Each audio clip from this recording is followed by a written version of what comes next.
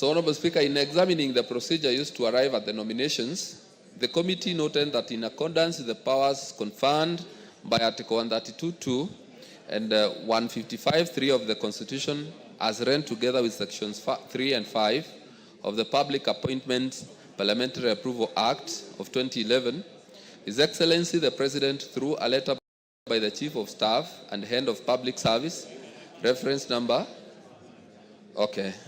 EOP, dated Monday, November 2024, forwarded to the Speaker of the National Assembly a notification of presidential action nominating Mr. Sami Chepkwony as chairperson, and others as follows: Major General Retired Martin Kizito, Mohammed Aden Abdi, Jane Gataka Njage, Gilda Odera, nominee of the Federation of Kenya Employers. 5, Geoffrey Apollo Omondi, Doctor. Then 6, Mr. Leonid Ashindu of APSEA.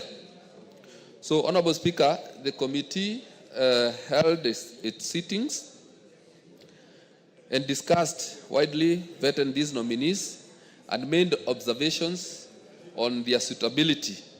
And the suitability of the nominees was assessed after scrutiny of their background, academic credentials and professional qualifications, and work experience, personal integrity, as well as their performance during the approval hearing conducted on the 22nd of November 2024. And these are some of the observations we made, Honorable Speaker, that all the nominees are Kenyan citizens and do not hold dual citizenship. Then all the nominees presented the academic credentials and professional certificates during the approval and demonstrated their suitability. Then 3, none of the nominees held office in any political party.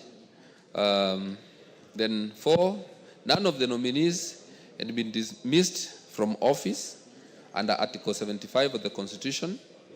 Then 5, the nominees meet the requirements of Chapter 6 of the Constitution on leadership and integrity, having obtained clearance from EACC, KRA, DCI, and Office of the Registrar of Political Parties, ORPP, and also the Higher Education Loans Board. Then also, the nominees demonstrated an impressive grasp of topical, administrative, and technical issues touching on the office of the chairperson and members of SRC, and that they had or they have requisite abilities, qualifications, and experience to serve in these offices. So, Honorable Speaker, for this reason, on behalf of the Departmental Committee on Labor, I am proud to move this special motion and thank the honorable members of my committee who sat through with me as we discussed all this. And therefore, Honorable Speaker, I am proud to move this special motion on the consideration of the nominees for the appointment of chairperson and members of the SRC, Salaries and Remuneration Commission. And I beg to move and now request the Honorable Lilian Sioi to second. Thank you, Honorable Speaker. Member for Trans Nzoia. Give her the mic.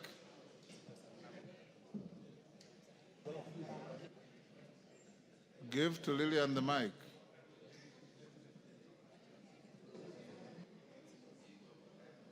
Clark, what's the problem?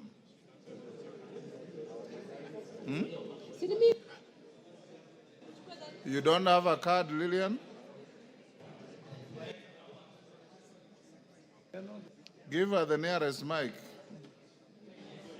There you are. In front of you. Thank you, Mr. Speaker. I'm a member of Labour Committee, and I want to confirm to this House that the members who are vetted are competent and suitable for that task. And in that case, I second. Thank you, Mr. Speaker. Thank you. Members on their feet, take your seats. Commissioner Makau, take your seat.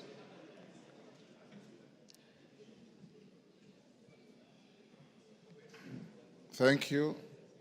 Honorable members, I now propose the question at order number 9, which is that taking into consideration the findings of the Departmental Committee on Labor in its report on the vetting of nominees for appointment as chairperson and as members of the Salaries and Remuneration Commission. Order, honorable members. Sirma, standing orders provide that when the speaker is on his or her feet, you maintain studious silence.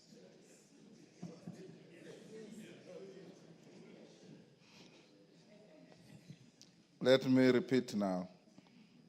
I propose the question at order number 9, which is that taking into consideration the findings of the Departmental Committee on Labor and its report on the vetting of nominees for appointment as chairperson and as members of the Salaries and Remuneration Commission laid on the table of the House on Tuesday, 26 November 2024, and pursuant the provisions of Article 230 of the Constitution, Section 711 of the Salaries and Remuneration Commission Act, Cap 412D, and Section 3 and 8 of the Public Appointments Parliamentary Approval Act, Cap 7F, this House approves the appointment of the following persons to the Salaries and Remuneration Commission.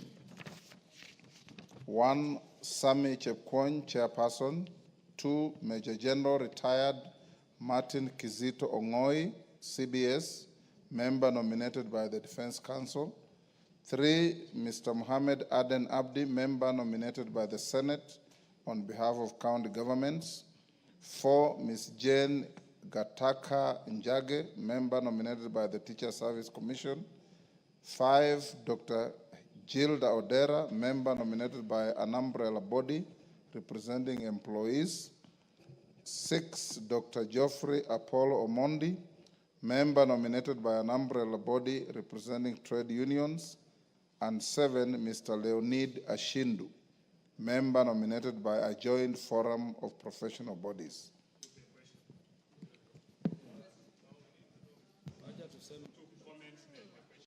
Yes, Majority Leader.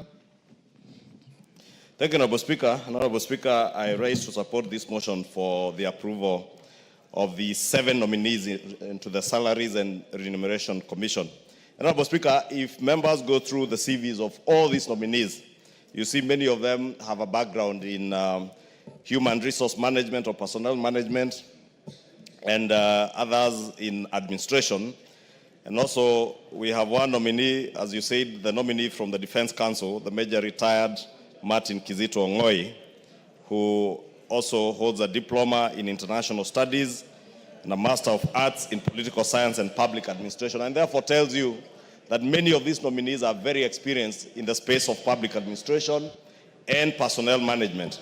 But, Honorable Speaker, as I support the appointment, it is important, Honorable Speaker, to note that the SRC Commission started on a very false note, not just with this House or with the institution of Parliament, but also with other institutions, including the judiciary, Honorable Speaker.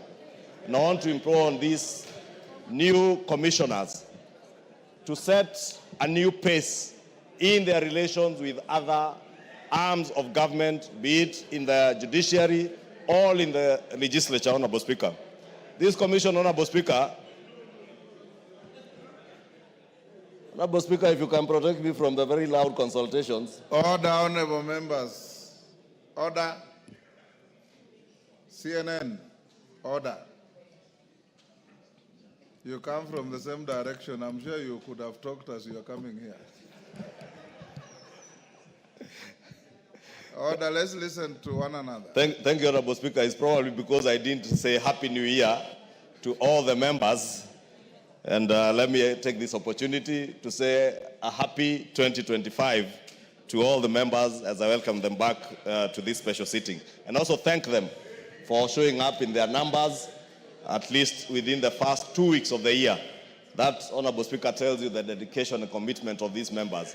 And even the members of the Labor Committee and the Committee on Appointments, which you chair, which took time during the recess to vet both these SRC members and the cabinet nominees. Order, honorable members. Who is the convener of that illegal Kamkunji?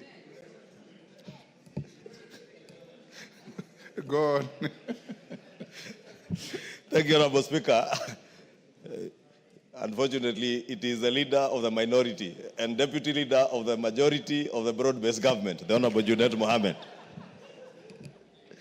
Honorable Speaker, I was saying the SRC Commission had started on a false note since its inception after the 2010 Constitution. And I was saying I pray and hope that this new commission and these 7 commissioners will work in consultation with other arms of government so that they do not work as a commission that's working in competition with other arms of government, and especially the judiciary, the legislature, and even other players in the executive. Honorable Speaker. Honorable Speaker, I want to believe that this being a new commission, they will work in a consultative manner. Because, Honorable Speaker, we had a very populist commission before this one. And I want to encourage the new commissioners not to fall into the trap of playing to the gallery. Honorable Speaker, you remember during the Gen Z protests mid last year, the former commission published a gazette notice that they were increasing the pay of members of parliament by some, was it 9,000 or 7,000 shillings? And it is the normal increments, Honorable Speaker, that come, I think, every 2 years. But, Honorable Speaker, the timing and the gazettement of that gazette notice was very suspect. And all they intended to do was to play populist politics, play to the gallery, and continue to poison Kenyans against members of parliament. Honorable Speaker, these members of parliament work, and they have a lot of work that they do both in the house and outside the house, and nobody should demonize them on account of their work. 349 members and another 67 members elected in the Senate, Honorable Speaker, out of 45 million Kenyans to serve the nation, Honorable Speaker, also deserve to be paid. Honorable Speaker, SRC must therefore be cognizant that they are working to balance both public interest, but also not to demonize people in other institutions, Honorable Speaker. I know the judiciary, members of the judiciary, because I've had occasion to engage with members of the judiciary, have suffered the same fate as members of parliament, Honorable Speaker. In fact, I remember, Honorable Speaker, at one point somebody in the judiciary, who I will not name, asked me, why don't you disband this commission? And I'm sure, Honorable Speaker, if it was disbanded, very many people, even in the judiciary, would be happy. But, Honorable Speaker, we want the commission to stay because we want a balance in how we conduct our public affairs, especially in matters to do with personnel management, remuneration of public officers, but it must be done in a measured way, in a balanced way, balancing the resources we have, but also the needs of the public service officers who are serving the people of Kenya, Honorable Speaker.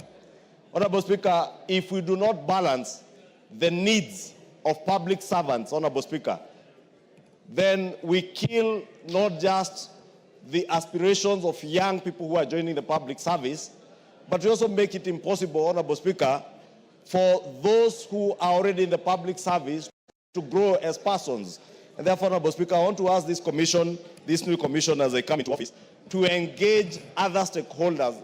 And I'm told by the chair of the committee, when they engage with all these individual commissioners as we are vetting them, they did commit that they will work in a consultative manner, they will engage stakeholders, and by the time they make decisions, they will make decisions that are out of a consultative process. And I want to congratulate them and support their approval, Honorable Speaker, and therefore beg to support this motion. Thank you. Thank you, Junet. Thank you, Mr. Speaker. Mr. Speaker, I stand to support this motion for the approval of the commissioners of the Salary and Remuneration Commission. Mr. Speaker, these are the new commissions that came through the new constitution.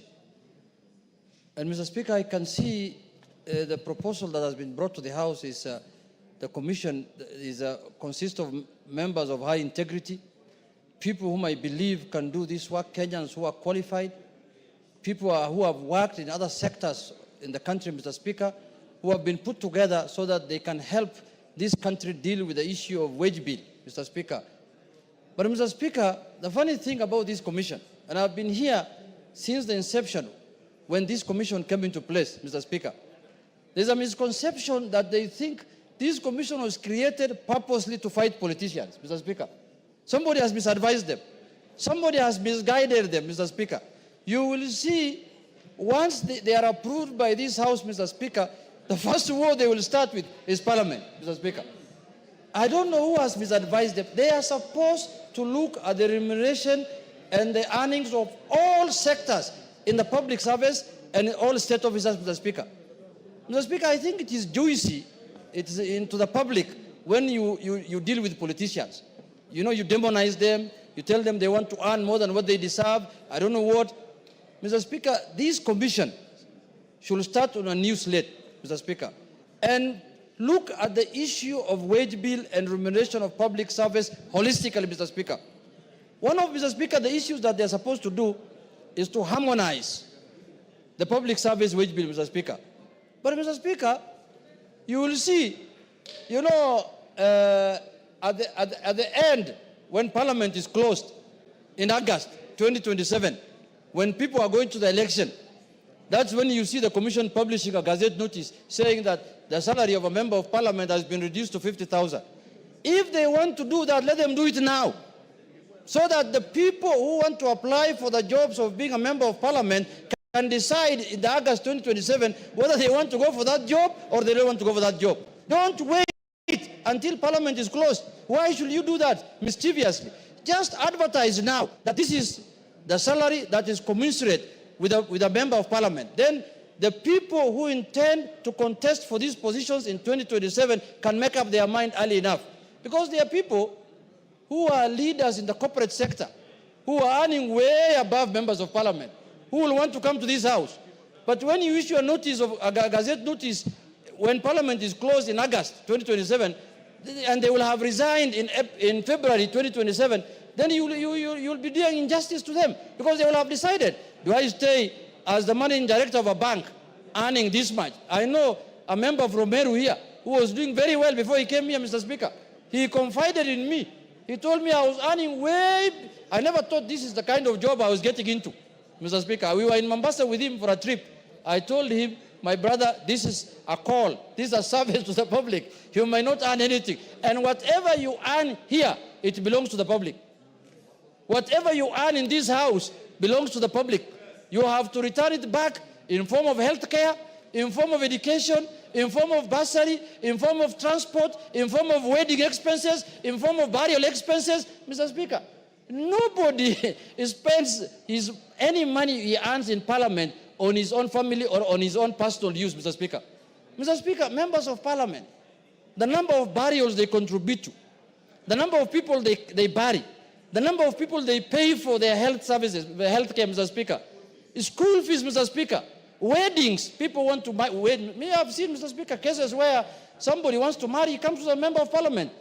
Maternity, somebody tells you, my wife has given birth, she's in the ward, I don't have money to pay for the. You have to pay, Mr. Speaker, you have no choice. You know, sometimes even traveling, he tells you, I want to go and visit my in-laws from this in Makueni County. You have to pay, Mr. Speaker. No, especially they come from that side where Honorable Lumbui is in my place. So he tells you, I want to go all the way to Kitui. Can you pay something? Now you have to give him money so that he can greet them.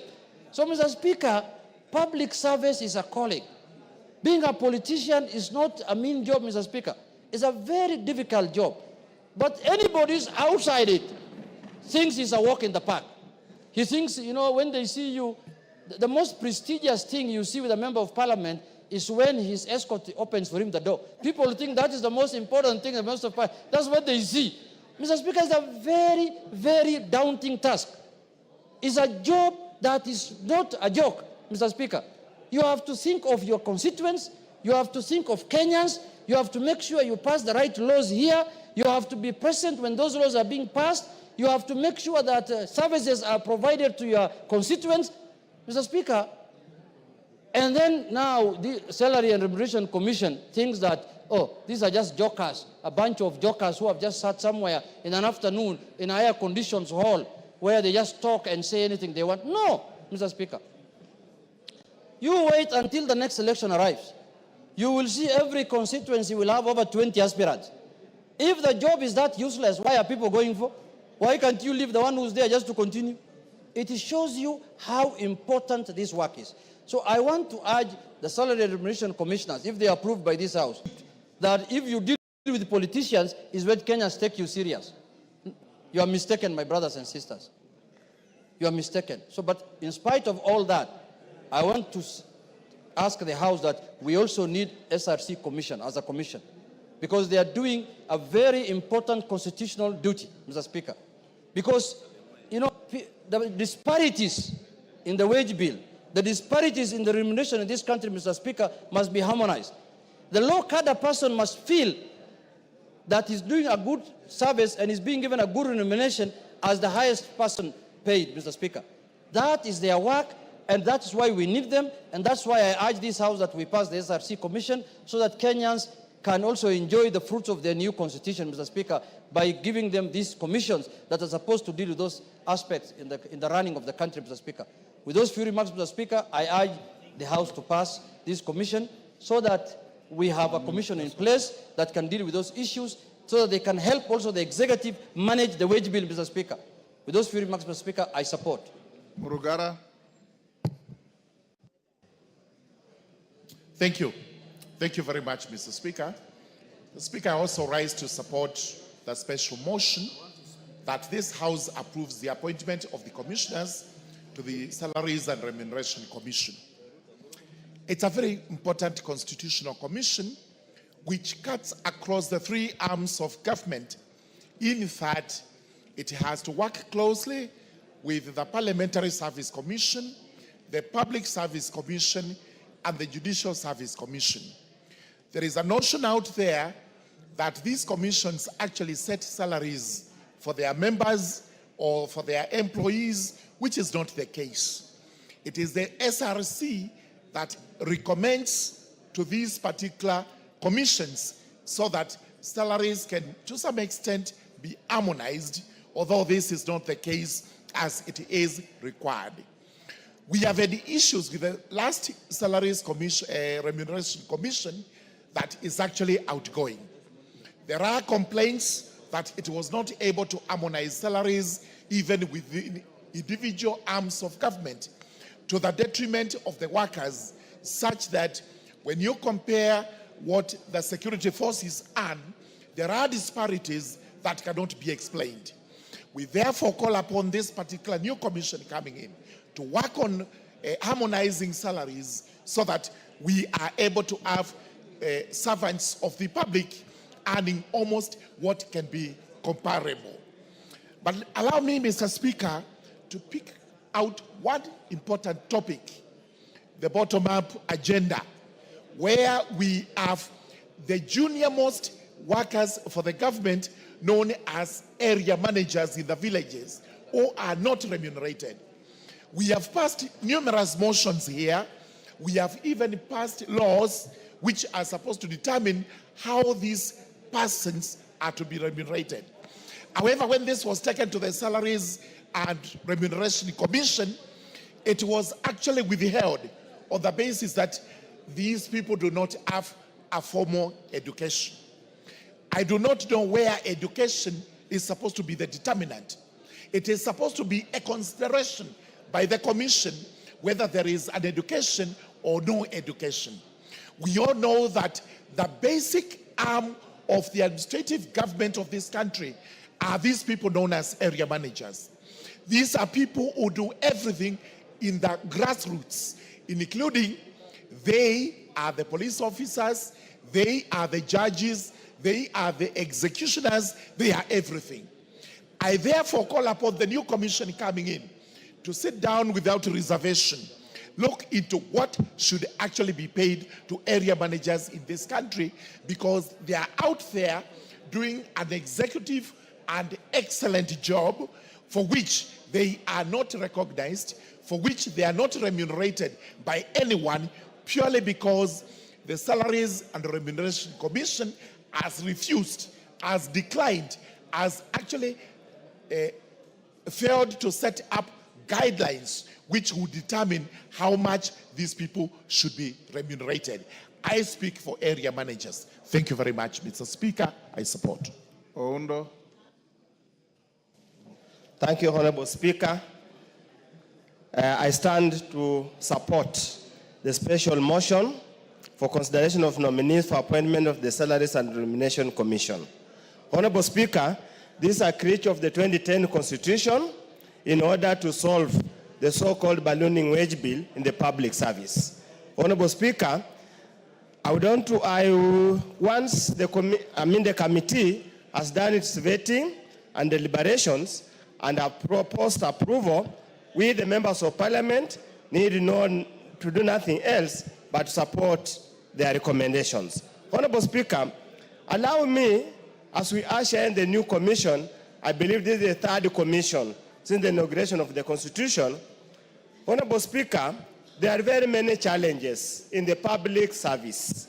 There are very many issues in the public service.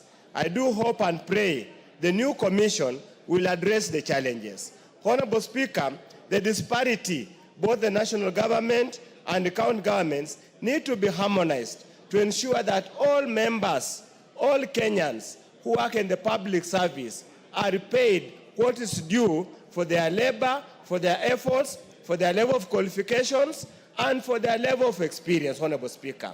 This should also apply to all other arms of government, be it in the military, be it parliament, be it in the judiciary. So that when somebody wakes up in the morning to go and work, they must be paid what they deserve. Honorable Speaker, the past two commissions have had a very antagonistic approach to dealing with the members of parliament. Honorable Speaker, they have demonized members of parliament, made them look as if they're illiterate, people who have never gone to school, people who deserve nothing. Honorable Speaker, as Honorable Juneta has spoken, and as the majority leader has spoken, members of parliament do more than what they are supposed to do. So in that essence, Honorable Speaker, there must be an arrangement that probably one of these days, Honorable Speaker, and I want to urge all of them to ask any member of this Salaries and Remuneration Commission probably spend a full day or several days with any member of parliament when they are in the constituencies, so they can understand the trouble and the challenges they go through, to enable, so that when they are looking at their matters, they need to look at it in a very organized and organized manner, appreciating the burden of the job at hand and everything they do. And this applies to all other cadres of jobs, Honorable Speaker. So, with those few remarks, I support the approval and wish them well. Thank you, Honorable Speaker. Gichemo Gedenji.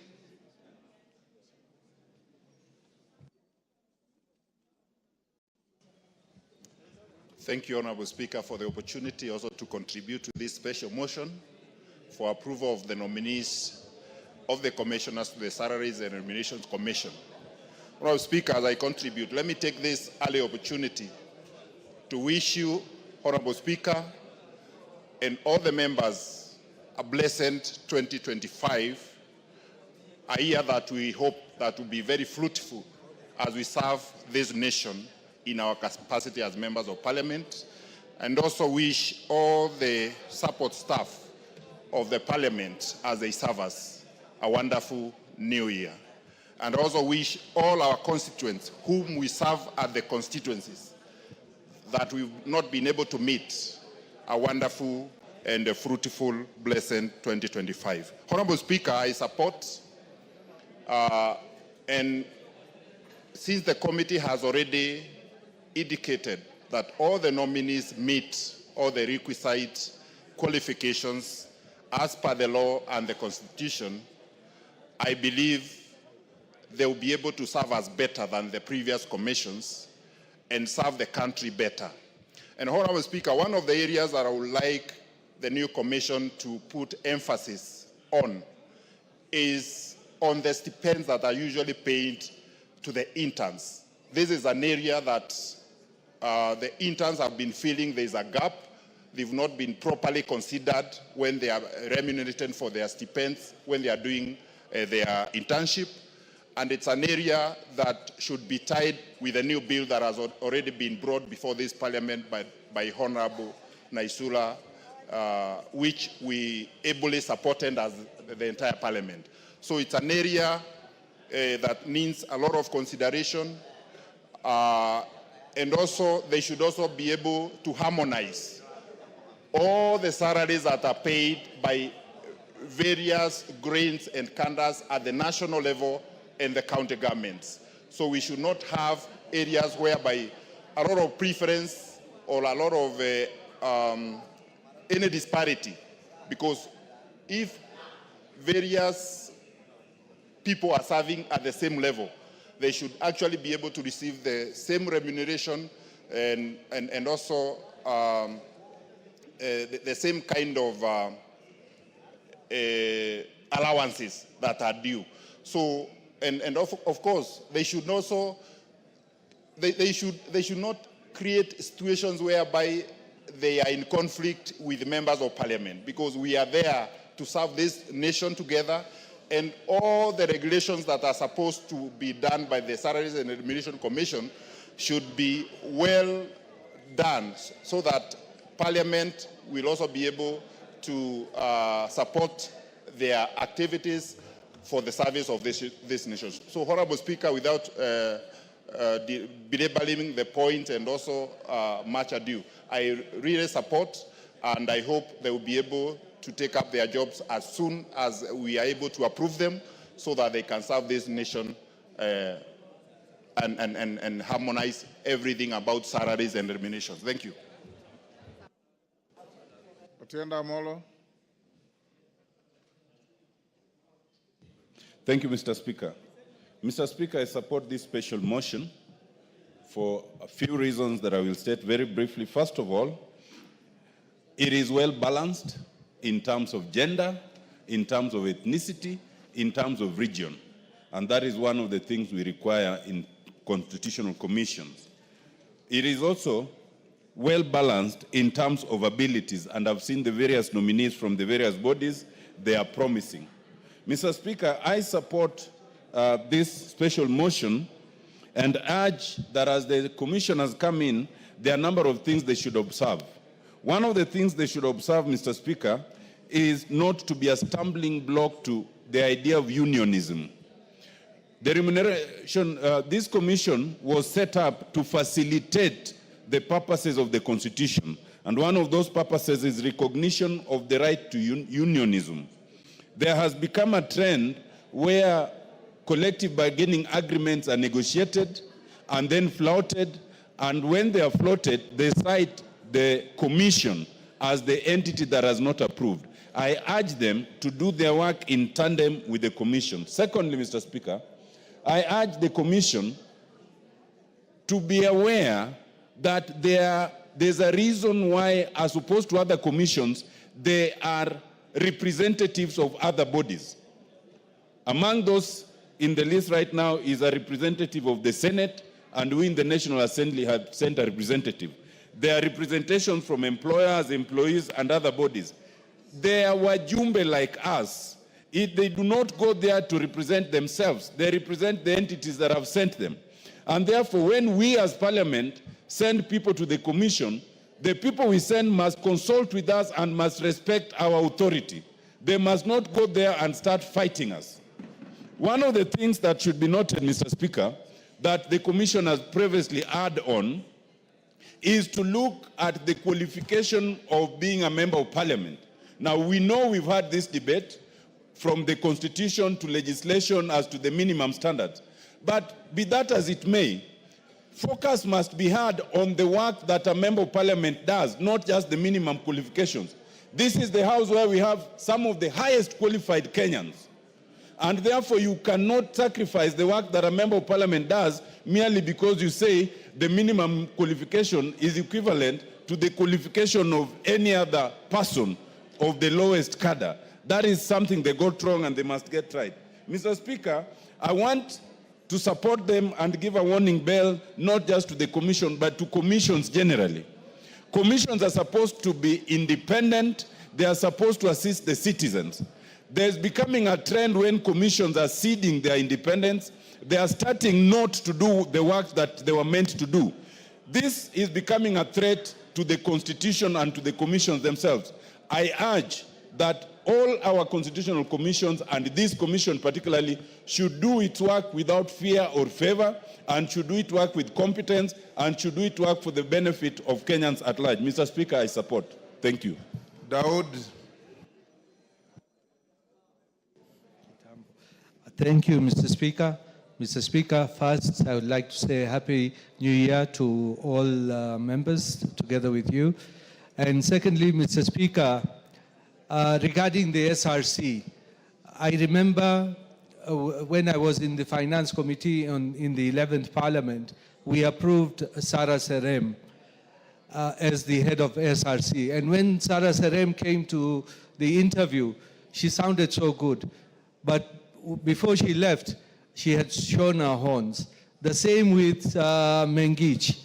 And I hope now Semi Chepkonyi, the one who has been nominated for the chair, will not be the same as Sarah Serem or Mengich. Mr. Speaker, whenever there are salaries to be put, they always make sure that they target members of parliament and not the others. Whereas members of parliament have fought an election and got to this house.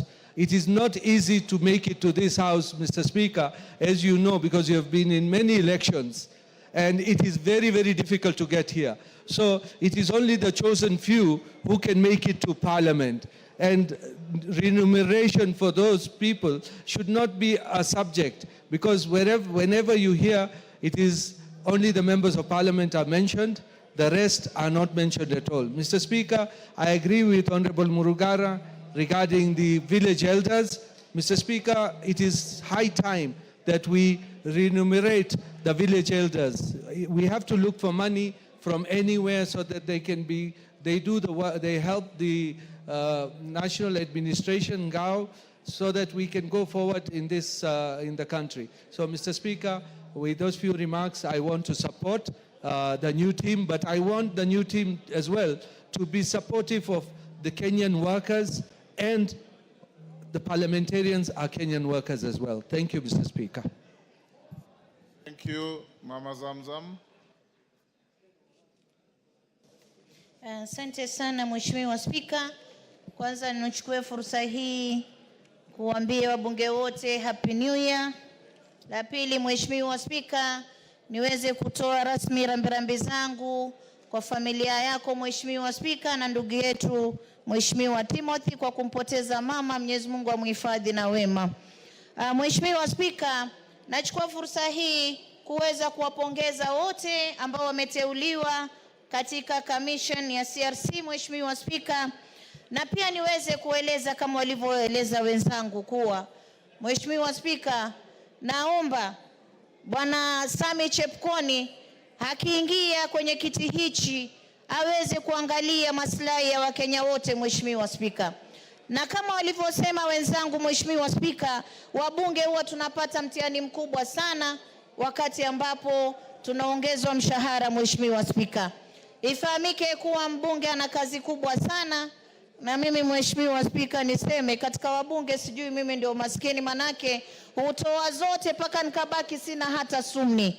Na kwa sababu Wakenya wana matatizo mengi, Mkenya yeyote akiona mbunge anajua bili hospitali nitaenda kwa mama county, yule ambaye ana msiba nitaenda kwa mama county, yule ambaye ana matatizo yote ile nitaenda kwa mama county. Na sasa kuna pia mapya tena Mheshimiwa Spika, unapata wale watoto wetu ambao wamepata safari ya kwenda nje kutafuta kazi, inatakiwa commissioner. Mheshimiwa Spika, sisi wabunge ndio tunafuata, na si pesa kidogo, 200,000, 150,000. Na ndio maana mimi hata nilikuwa nasema hawa ambao wanashughulika na youth fund si waweze kuchukua hawa vijana wawape hizi pesa, wakienda hata waweze kulipa ngana, sisi tuweze kupunguziwa mzigo Mheshimiwa Spika.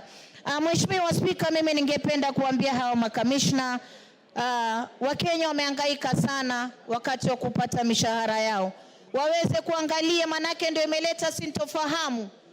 Na yule alotoka Mheshimiwa Spika aliweza kututangaza hadharani wakati ambapo hata jumba hili lilikuwa limeingiliwa na GNC, tukachomoka mbio Mheshimiwa Spika. Sasa bado tunafikiria yale machungu Tena unapata unaiko kwenye gazeti kuwa umeongezwa mshahara 7,000 Mheshimiwa Spika.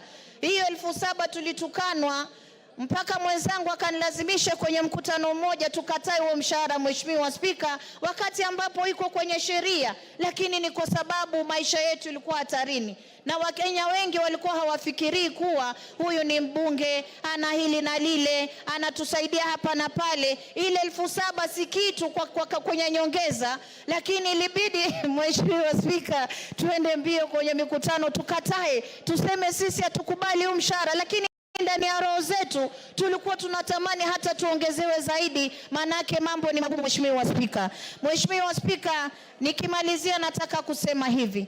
Ndani ya bunge hili tuliweza kupitisha hawa wazee wa mitaa ambao wanafanya kazi kubwa sana kule mashinani. Hawa ndio polisi, hawa ndio majaji kule, hawa ndio wanajua nani amepotea, hawa wanajua mtoto wa nani amepotea, hawa wanajua nyumba gani watu wamepigana, twende tukasuluhishe. Mheshimiwa Spika, wazee wa mitaa wanafanya kazi ngumu sana hata kushinda sekta nyingine yoyote Mheshimiwa Spika. Na tulipitisha hapa kuwa waongezewe mshahara, lakini haijafanyika. Namuomba ndugu yetu Sami Chepkoni na timu yake waweze kufikiria wazee wa mitaa, waweze kupewa angaa hata kidogo kama tulivyoona watu wa CHP wakipewa Mheshimiwa Spika. Na Mheshimiwa Spika, mimi napenda kusema pia kuna wale retired councillors tulipitisha pia katika bunge hii hapo nyuma kuwa waweze kupata nao kidogo kiinua mgongo, lakini mpaka sasa wale councillors walio retire na kila siku wananipigia simu kulizungumzia hili, ilipita hapa bungeni lakini bado haijakuwa affected na mpaka sasa hakuna kitu wanapata Mheshimiwa Spika. Mwisho Mheshimiwa Spika, na waomba hawa waweze kushikana na Wakenya wote, wajue daktari, wajue mwalimu, wajue mbunge, wajue mfanyikazi yote yule wa serikali, kwa sababu maisha yamepanda sana. Kila bidhaa zikiongezeka utapata mshahara uko pale pale. Kwa hiyo wakiweza kuongezea mshahara, waangalie kutoka yule civil servant wa kule chini mpaka yule wa juu, wakipata kiinua mgongo kidogo itaweza kuwasaidia Mheshimiwa Spika. Kwa hiyo mimi nawapongeza, nasema washike kazi, wafanye kazi, waweze kuinua Wakenya wote kwa pamoja bila mapendeleo, na wasipendelee wabunge, manake sisi ndio watu wachapwa fimbo sana. Ikiwa mshahara unaongezeka, watu wengine huwezi kuona umewekwa ama unajadiliwa kwenye magazeti, lakini mshahara wa mbunge tunachapwa fimbo na hata sijui huwa tumekosea kitu gani. Manake pia utapigwa fimbo na ukirudi nyumbani mtu ana matanga, utasikia mama county tuna msiba hapa. Wengine mpaka birthday wanakuambia tusaidie birthday, umeona? Kwa hiyo tukiongezewa mshahara wa Kenya, mimi nawaomba na sisi mtuelewe, manake huwa tunakuja kwenu na hizi pesa pia tuwala na nyinyi wananchi, hatuli peke yetu. Asante sana Mheshimiwa Speaker. Thank you. Honorable members, I can see the contributions are tautologies. How much more time do you want to spend on this?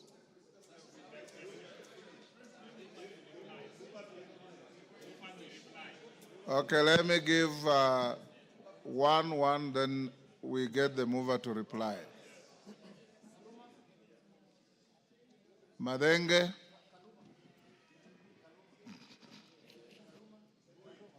Okay, Madenge, and in quick succession, Kaluma, then Karemba, be ready to reply. Thank you, Mr. Speaker. Mr. Speaker, I want to join the rest of my colleagues in supporting this motion. However, Mr. Speaker, as we pass both the commissioners of the SRC and the Public Service Commission, their work is cut out. Mr. Speaker, over the last 2 years, the salaried employees in this country, those with a form of payslip, have borne the larger burden of financing our country. We have had increases in NSSF contributions. We have instituted the Housing Levy Fund. We have an increase in pay as you earn. We have the increase in the percentage paid through the Social Health Insurance Fund. And the net effect of these contributions by the salaried employees has been to erode the spending power of very many households. And the reduced disposable income has affected purchasing power. Even as these commissions keep an eye on the wage bill in this country, they must look at the ability of our people, especially the employed people, to afford a decent standard of living. Honorable Speaker, the other component, as a member of the National Cohesion and Equal Opportunities Committee, a lot of the government departments and parastatals have acute staff shortages, which is compromising service delivery. Honorable Speaker, including such crucial sectors as healthcare. It is therefore important that these two commissions look at the quiet freeze in employment, because even very many more young people have finished their studies and they are looking for opportunities for employment. Honorable Speaker, the last item are the retired public servants. We do not have a commission to take care of them.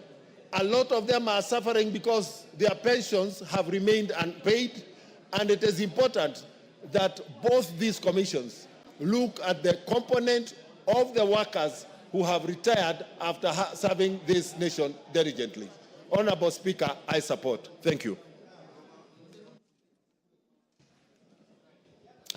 I thank you, Honorable Speaker. Honorable Speaker, I join my colleagues, members of Parliament,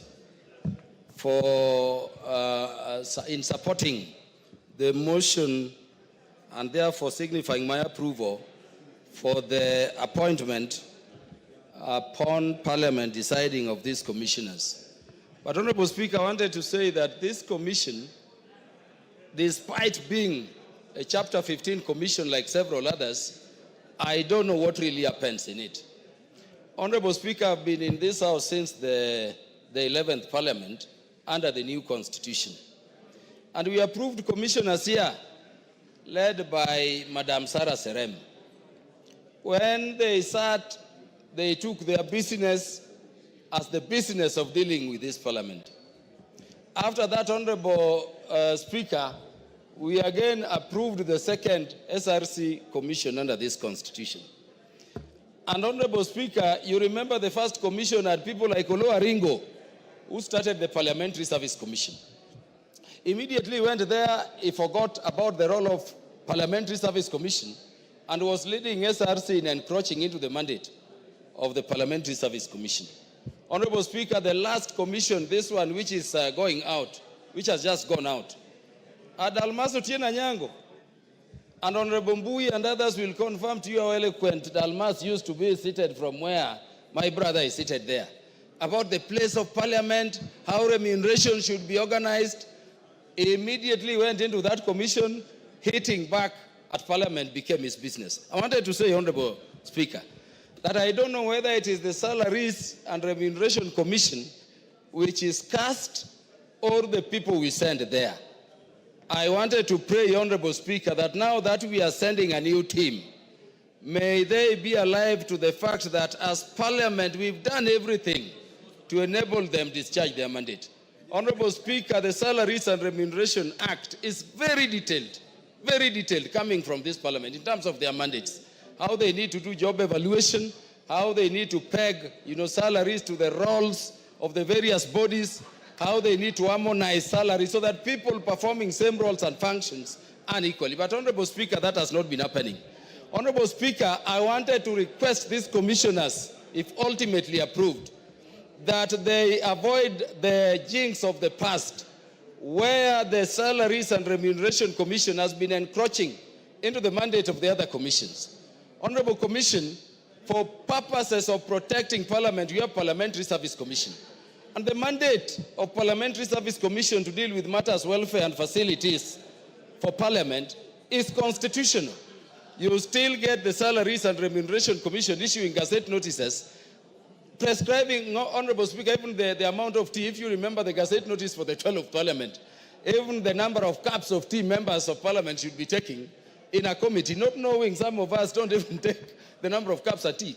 Issues of per diem, issues of allowances. And so you have such issues going to court. And when they go to court, the monies we budget for operations and maintenance of the Salaries and Remuneration Commission is now being used in wars over remuneration between government agencies. I wanted to request the Commission that incident has also affected the judiciary. And I don't know why Salaries and Remuneration Commission would not respect the jurisdictional territory of equal coordinate commissions like JSC. JSC is also dealing with matters facility, matters welfare.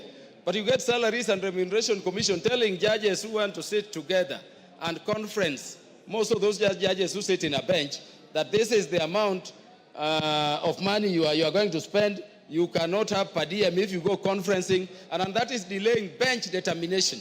The determination of those cases in which more than one judge have to sit somewhere, together and deal with them.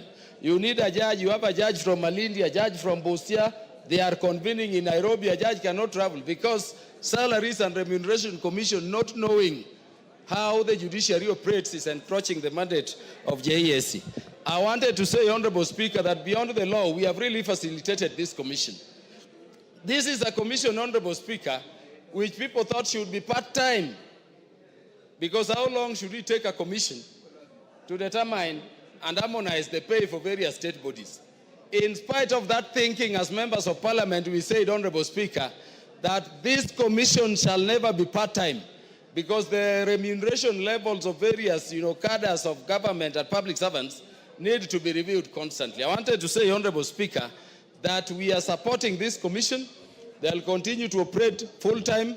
They will be restricted to their mandate, and we will support them with a budget as required by Article 249 of the Constitution so that they perform their role. But we need to urge the Commission, unlike the other members before, to avoid this situation where there is to be litigation, there is to be hitting at Parliament. Honorable Speaker, let me just ask the members, why, for instance, should the salary of a cabinet secretary be beyond the salary of a member of Parliament? It is because when you look at the Constitution, Honorable Speaker, for the judiciary, there is a statement saying that the remuneration of a judge shall not be changed to their detriment. The remuneration of commissioners, Chapter 15 commissioners, cannot be changed to their detriment. We don't have similar provision for Parliament. That should not allow SRC to make the remuneration of members of Parliament or state officers serving in Parliament something as a ping pong. Honorable Speaker, we are being embarrassed. Each time we have election, you return, there is a new remuneration. You sat in the 10th Parliament, Honorable Speaker, and you remember the pay for a member of Parliament was over 1 million, so about 1.2. And Honorable Speaker, it was not subject to any taxation. We come to the 11th Parliament, it is 630. We come, Honorable Speaker, to the 12th Parliament, it was moved, you remember, Honorable Speaker, to 510. And we had to go to court. And when it is pegged at 510, against all public servants and employees of government, it is only Parliament they are telling you will not have annual increment. So we need harmony in spite of the law, because the Salaries and Remuneration Act and the Constitution still says that you will harmonize. I mean, Honorable Speaker, as the head of this institution, you are the third in command of the state. You are a member of Parliament.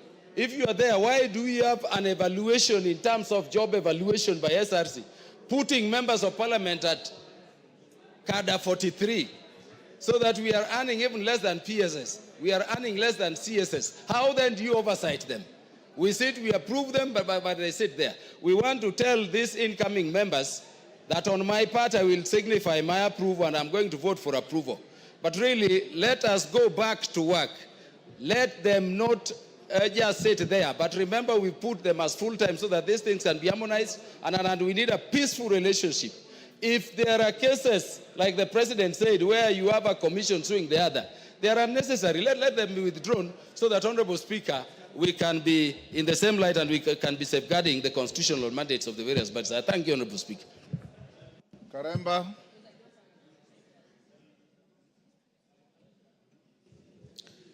Thank you, Honorable Speaker. I wish to thank the honorable members who have contributed to this motion.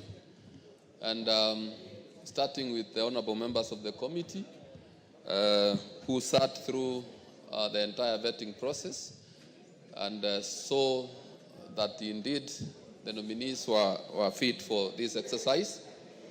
But the message is very clear, Honorable Speaker, to the incoming commissioners that their job is very clear. Their job is not to target politicians only. There is an enormous responsibility ahead of them, that of checking the wage bill and focusing on the productivity in the entire public service, so that also we can have a country where even those who do not earn as much feel that indeed they are considered. Honorable Speaker, while I agree with the honorable members who share or rather who express how sometimes it is challenging when their constituents have to ask for this and that, from burials to birthdays and to weddings, I wish to state that, Honorable Speaker, I do not think that it is sustainable. Maybe this is a culture that we need to change in this country, because how much money is enough to give out to our constituents?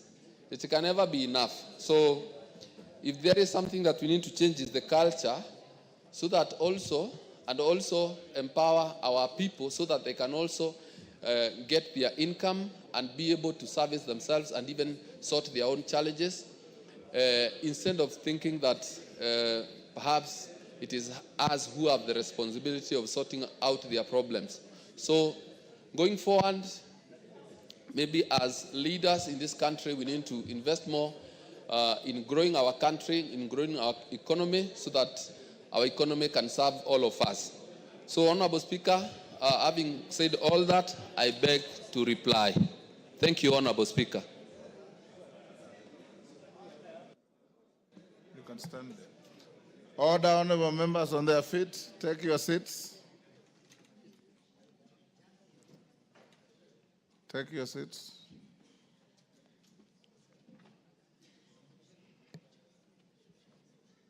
Ferdinand, take the nearest seat. Thank you. Honorable members, I'll now put the question at order number 9. There is quorum in the House. That taking into consideration the findings of the Departmental Committee on Labor in its report on the vetting of nominees for appointment as chairperson and as members of the Salaries and Remuneration Commission laid on the table of the House on Tuesday, 26 November 2024, and pursuant to the provisions of Article 230 of the Constitution, Section 711 of the Salaries and Remuneration Commission Act, Cap 412D, and Section 3 and 8 of the Public Appointments Parliamentary Approval Act, Cap 7F, this House approves the appointment of the following persons to the Salaries and Remuneration Commission. 1. Sami Chepkonyi, Chairman. 2. Major General Retired Martin Kizito Ngoi, CBS, Member nominated by the Defense Council. 3. Mr. Mohammed Aden Abdi, Member nominated by the Senate on behalf of the county governments. 4. Ms. Jane Gataka Njage, Member nominated by the Teacher Service Commission. 5. Dr. Gilda Odera, Member nominated by an umbrella body representing employees. 6. Dr. Geoffrey Apollo Omondi, Member nominated by an umbrella body representing trade unions. And 7. Mr. Leonid Ashindu, Member nominated by a joint forum of professional bodies. As members of that opinion say aye. Will those of the contrary opinion say nay? The ayes have it. Next order. Order number 10, Committee of the Whole House. Members, will you be upstanding?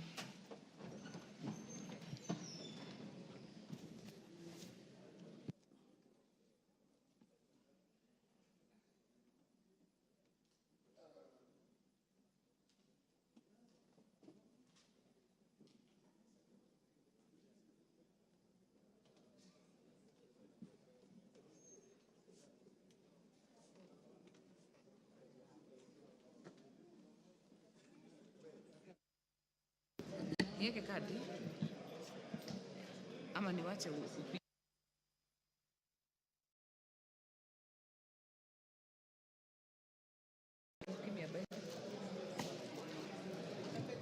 Tumefika wapi? So, Mheshimiwa, you will let them know. Tunaanza wapi? Committee of the whole House. We had reached clause 27, so we are resuming from 28. Okay. Then wait. Honorable members, we are now in the Committee of the Whole House for the Startup Bill, Senate Bill number 14 of 2022. We had done up to clause 27. We are resuming from clause 28.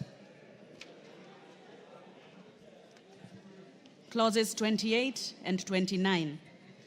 No amendments. I propose the question that clauses 28 and 29 be part of the bill. I now put the question that clauses 28 and 29 be part of the bill. Will as many as are of that opinion say aye?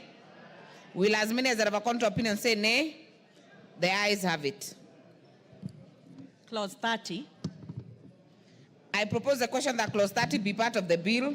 There is a proposed amendment by the chairperson, Trade Committee. The Vice Chair, Honorable Marianne. Thank you, Madam Speaker. I propose that clause 30 be amended as it appears in the order paper, and the justification for it that is amended. The amendment is aimed to accommodate the aspects of intellectual property in the proposed new clause 30A. Honorable members, the consultations are too loud. Honorable Rahim, Honorable Karido, Honorable John Paul, kindly break the kamukunji. Those who are making their way out, kindly do so quietly. Honorable Kionjori, please break the kamukunji. Let us hear each other. Thank you.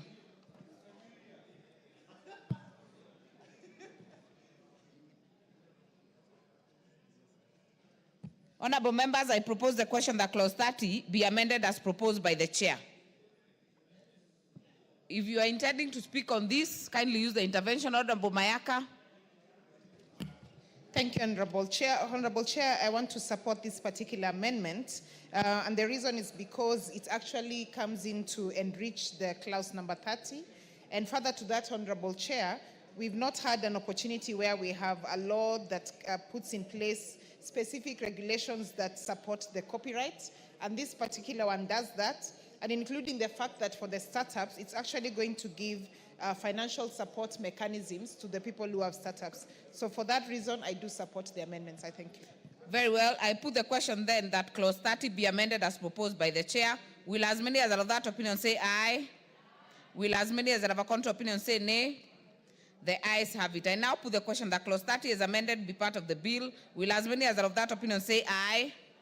Will as many as are of a contrary opinion say nay? The ayes have it. Clause 31.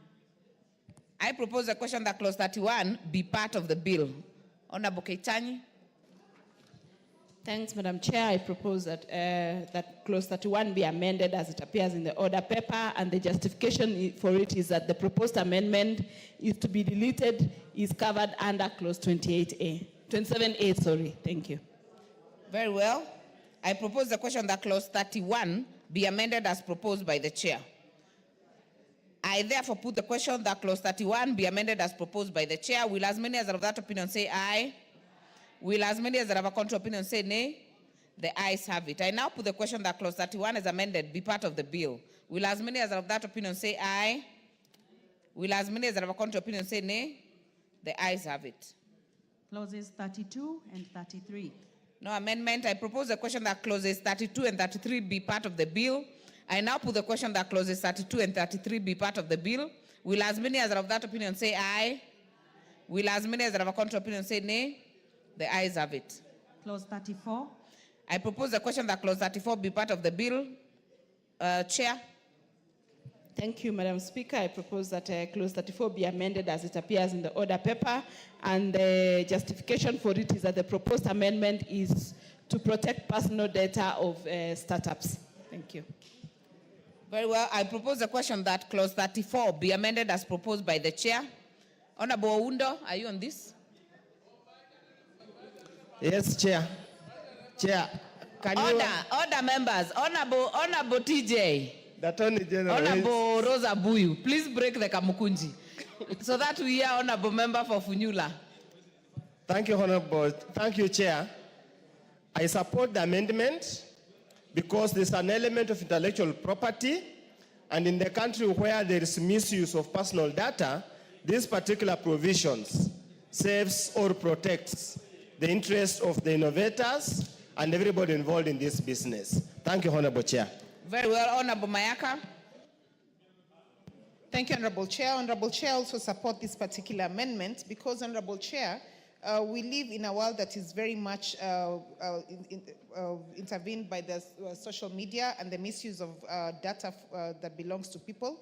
And therefore, this particular law is actually helping us to ensure that this is in line with the Data Protection Act, which is something that we should actually encourage as a House to have all laws that deal with people's data, that deal with intellectual property, that deal with innovations, that they're actually also in accordance to the provisions of the Data Protection Act. I therefore support. I thank you. Member for Nandi. Thank you, Honorable Speaker. I think my comments on this particular amendment have been captured by the honorable members who have spoken before me. Honorable Speaker, this is a very important part that caught my attention because the issue of data protection is very important, especially for these intellectual property matters that we have been having cases severally. We've had a lot of content creators and all those kind of people having issues with their content being copyrighted, Honorable Speaker, and I think this is very progressive, and I support the amendment. Honorable Geshimo. Honorable Member for Thika, you are out of order. Do not obstruct the chair. Thank you, Chair. As I support this, I abide myself with the sentiments that have been... Order, members. Member for Thika Town, Honorable Alice, you should not stand between the speaker or the chair with the member speaking. Honorable Geshimo, continue. I support and say for what the members have said. One of the reasons that I'm supporting is that the initial clause was purporting to amend another act, which is irregular. This provision just refers to the protection under the Data Protection Act, but you cannot seek in one act to amend another act. So that deletion was very important and to set the record straight and as per the law. Thank you. Very well. Honorable Elachi. Thank you, Chair. I also want to support, knowing very well, Chair, this is a startup when somebody is starting his or her business. And you can imagine how one can turn out and be malicious to just mess up that business. And so I know we have very many young people who are doing startups, and this will help them to protect not just their data, but to protect their businesses from AI. And in this House, we must be very critical in now dealing with misuse of technology and how people are using it. We must put in a law to bring a consent to say, before you use my face or anything, you must have gotten consent from that person. Thank you, Madam Speaker. Very well. Honorable Zamzam, are you on this?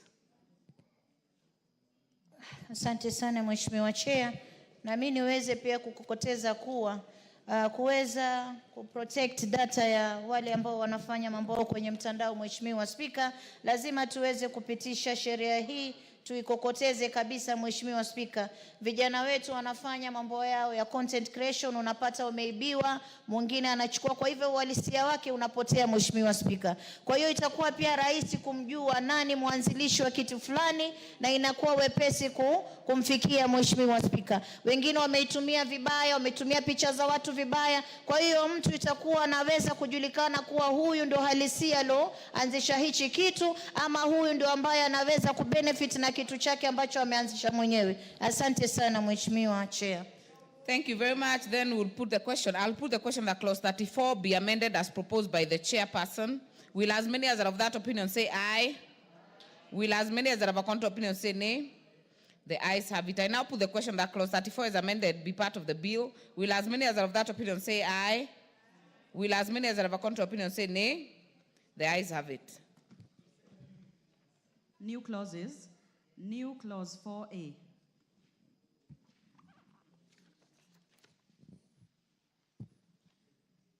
I I propose the question that new clause 4A. Okay, before I go there, we will call the mover to move the second reading of the new clause. Honorable Keitani.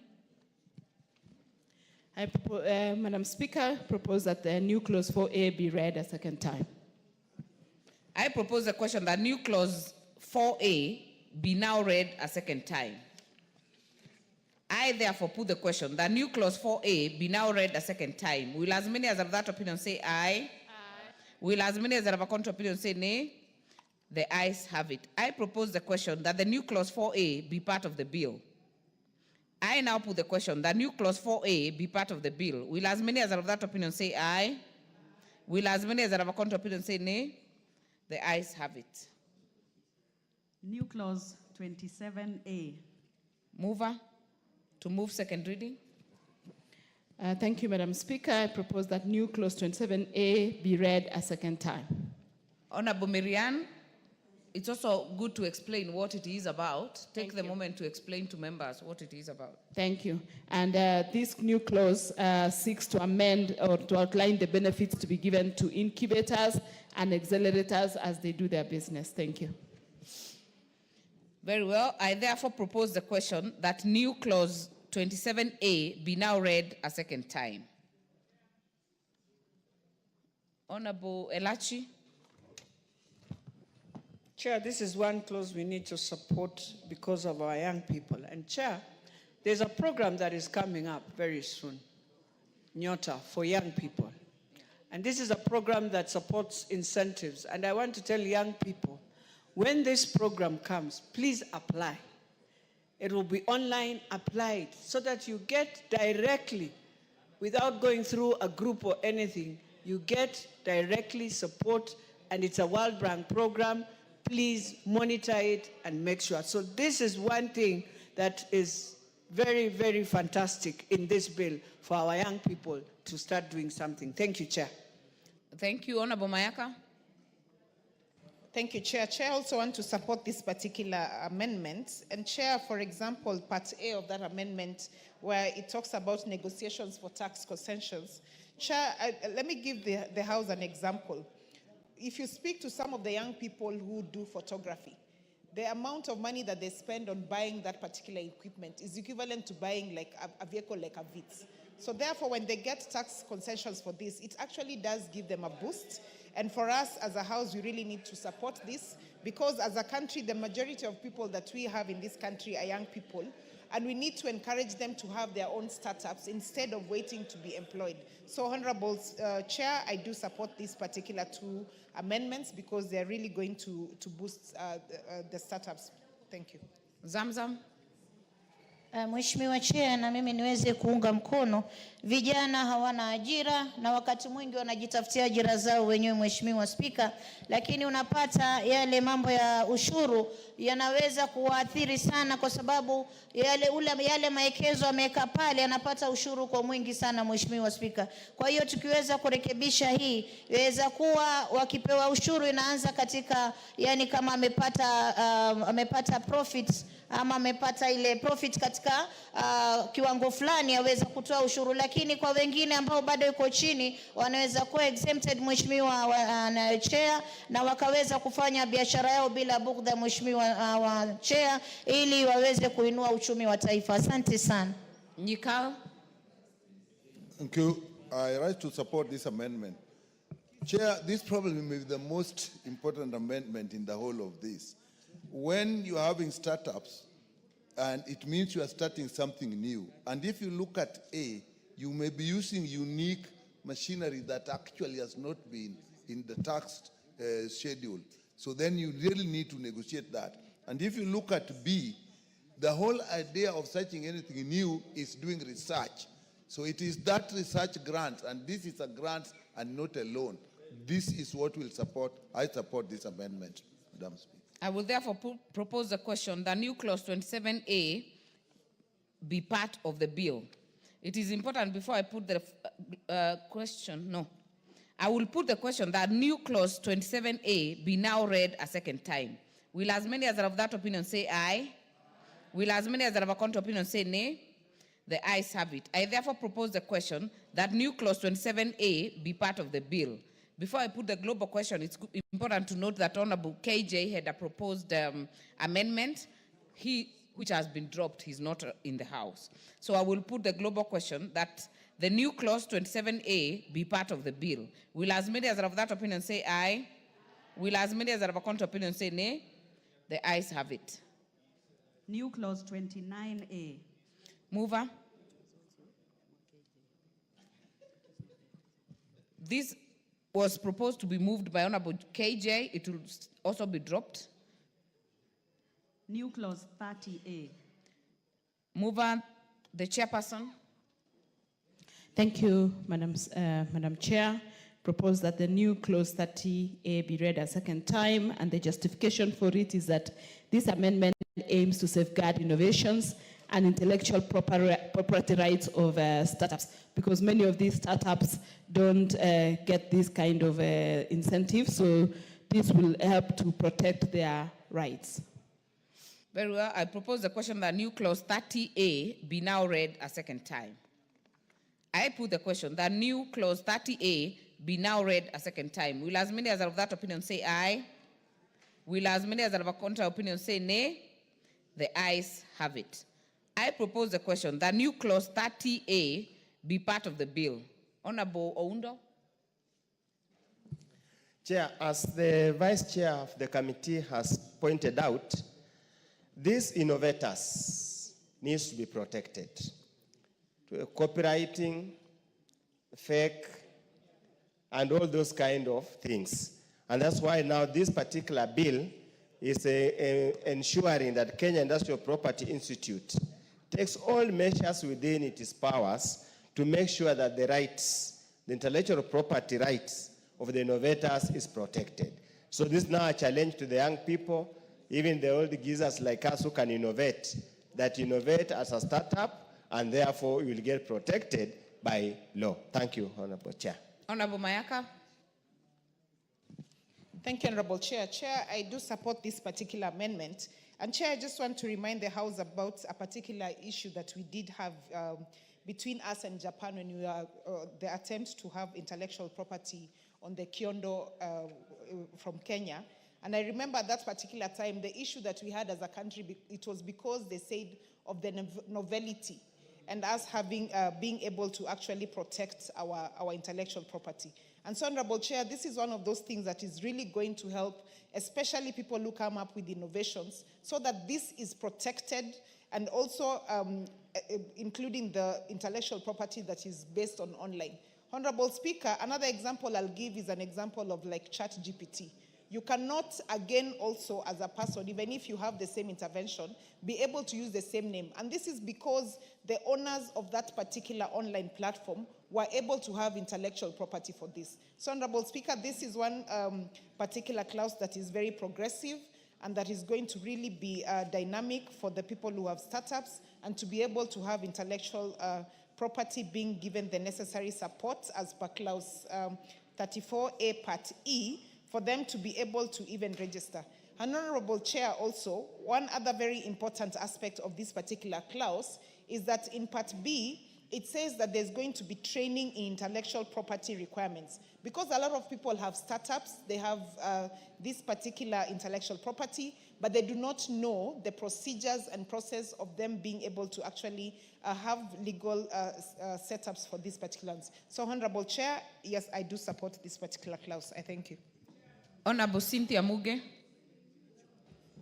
Thank you, Honorable Chair. Looking at the proposed introduction, Honorable Speaker, I must say that in a world where we are now getting to know the meaning of intellectual property, and it is becoming of interest to many people, I am particularly happy with this amendment, Honorable Speaker, at Part D, which is speaking about how to expedite intellectual property registration procedures. Honorable Speaker, the people who are going to use this platform majorly are young people, and there are people who have demonstrated in the past that they are a little bit impatient. The provision in the law, Honorable Speaker, that we are speaking to the issue of expedition of the property registration is very progressive for me, and I hope that it is going to aid the issues of intellectual property and trademarks, Honorable Speaker, for the young people who are willing to invest in this particular sector. So I support it in totality, Honorable Speaker. Thank you, Honorable Elachi. Chair, this is one clause that is going to also help the young people. You imagine now, a man I respect so much, Elon Musk, coming in with what he's coming in. And you can imagine at that time how we will be off fiber, we will be off on the satellite.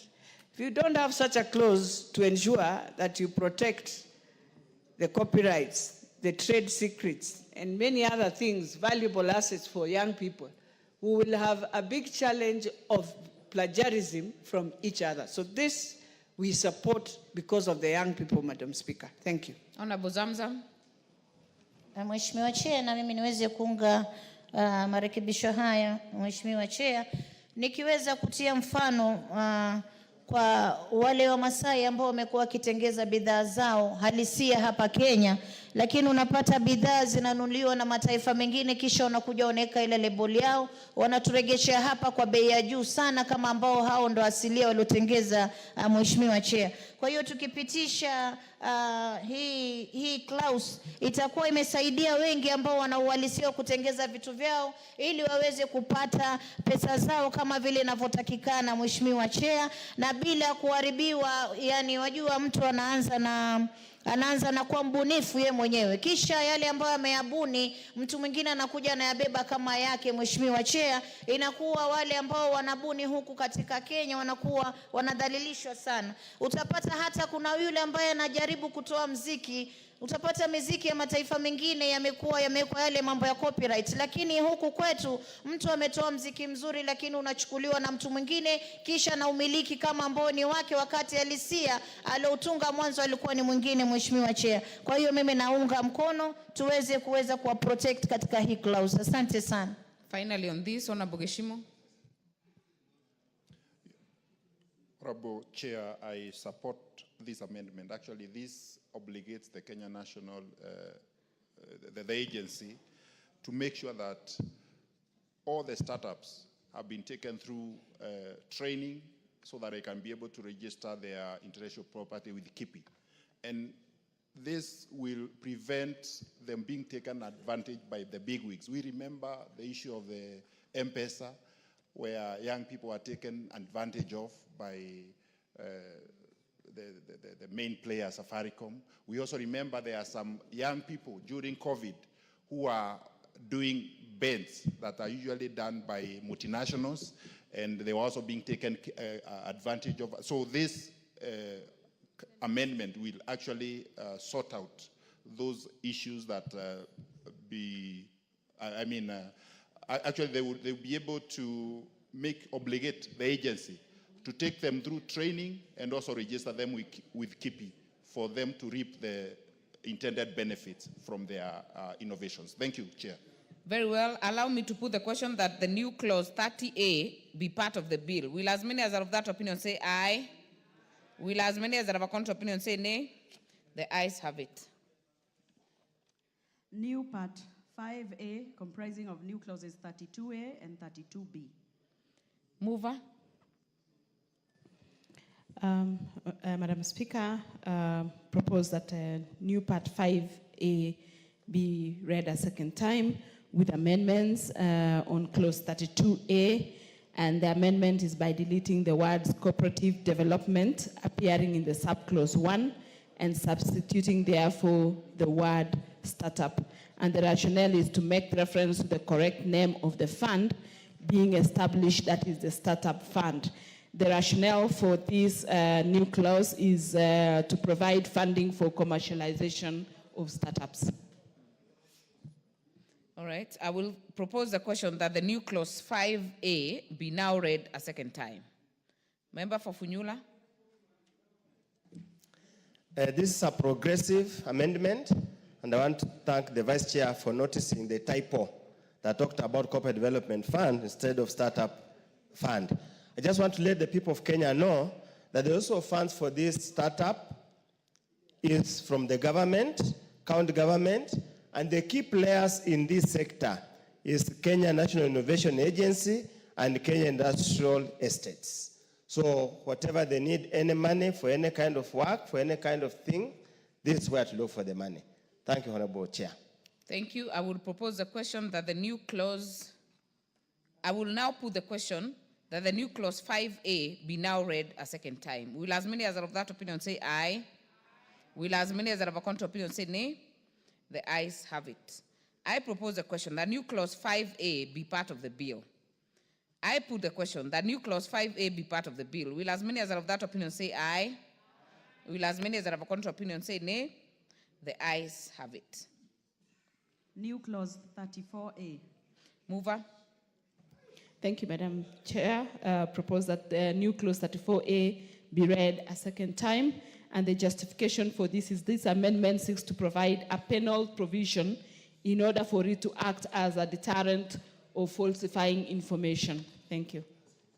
I therefore propose the question that new clause 34A be now read a second time. Honorable Member for Nandi. Honorable Chair, if you look at clause 34A2, it has a very good provision, Honorable Chair, that does not talk about only the penalty, but it also says that in addition to any penalty referred to in the subsection 1, the court may order or prohibit the doing of any act to stop a continuing contravention. Honorable Chair, if you have noted, when things go to the court, people sometimes continue to earn or continue to benefit from the wrongs that they have done as the wheels of justice take time. So, Honorable Speaker, the subsection 34A2 is a very progressive provision that it will be able to help in prohibition of or any continuing contravention of the same. So I support this amendment, Honorable Chair. Very well. Honorable Mayaka. Thank you, Chair. Chair also support this particular amendment because from the onset, what we are trying to do is ensure that we are maintaining good practice and due process and good order, so that anybody who tries to do any contraventions or even tries to get startups into getting into businesses or get into innovations that are not actually legal, they can actually be discouraged from the offset, especially when they see what the consequences for that are. So I therefore support this amendment. I thank you. Thank you. Honorable Mizigi. Thank you very much, Chair, for this opportunity, and Happy New Year to everyone. I also want to support this amendment because looking at it, it's going to be a mitigating a measure to a lot of information that most of the time is controversial and brings a lot of complication when it comes to matters giving penalties. So I support. Honorable Nikau. I rise, Chair, to support this. This is actually very important, particularly relating to what we have passed on intellectual property, particularly TRIPS, trade-related intellectual property rights. That is actually where a lot of people lose out, because you will have those trade-related rights and there's no punishment that goes with them. So I think this will go a long way in supporting that. Zamzam.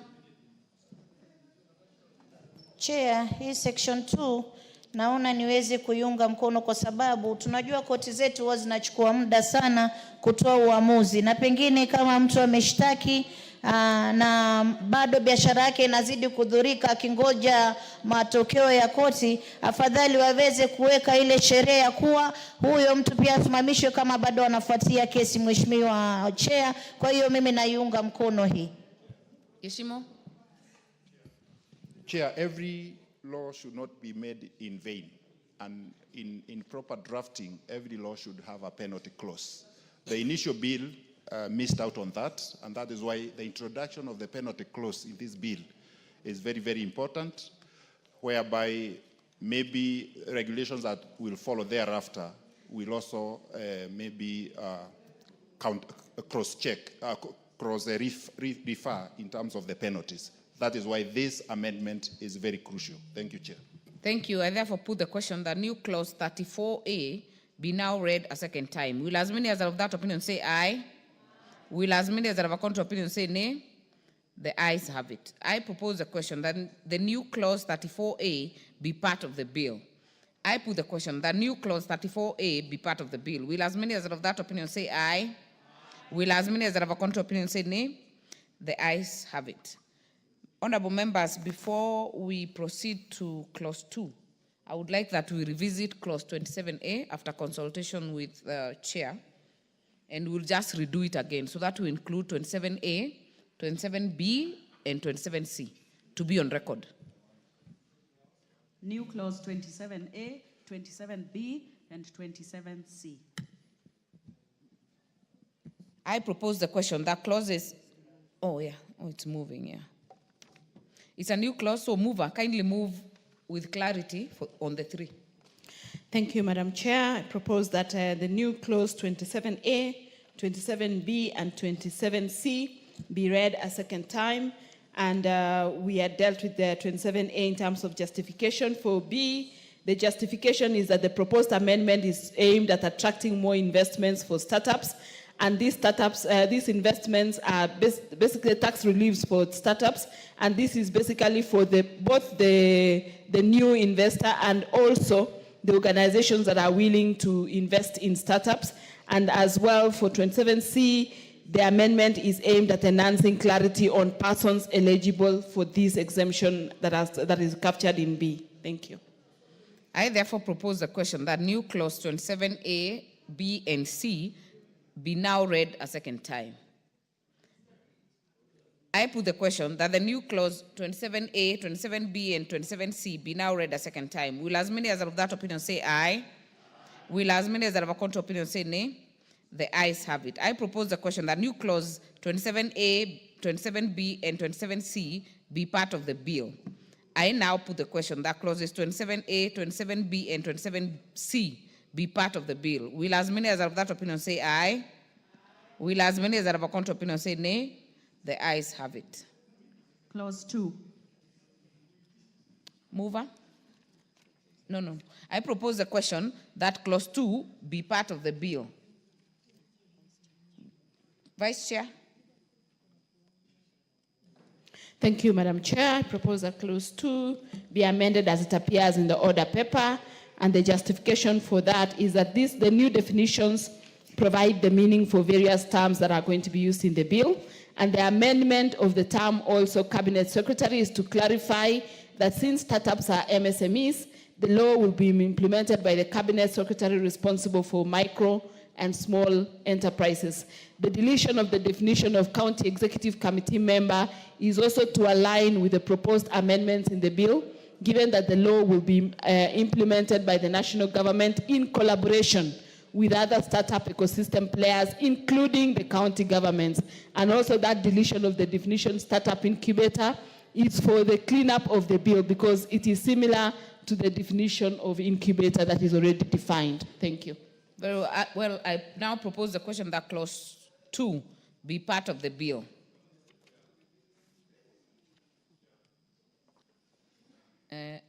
Honorable Gishimo.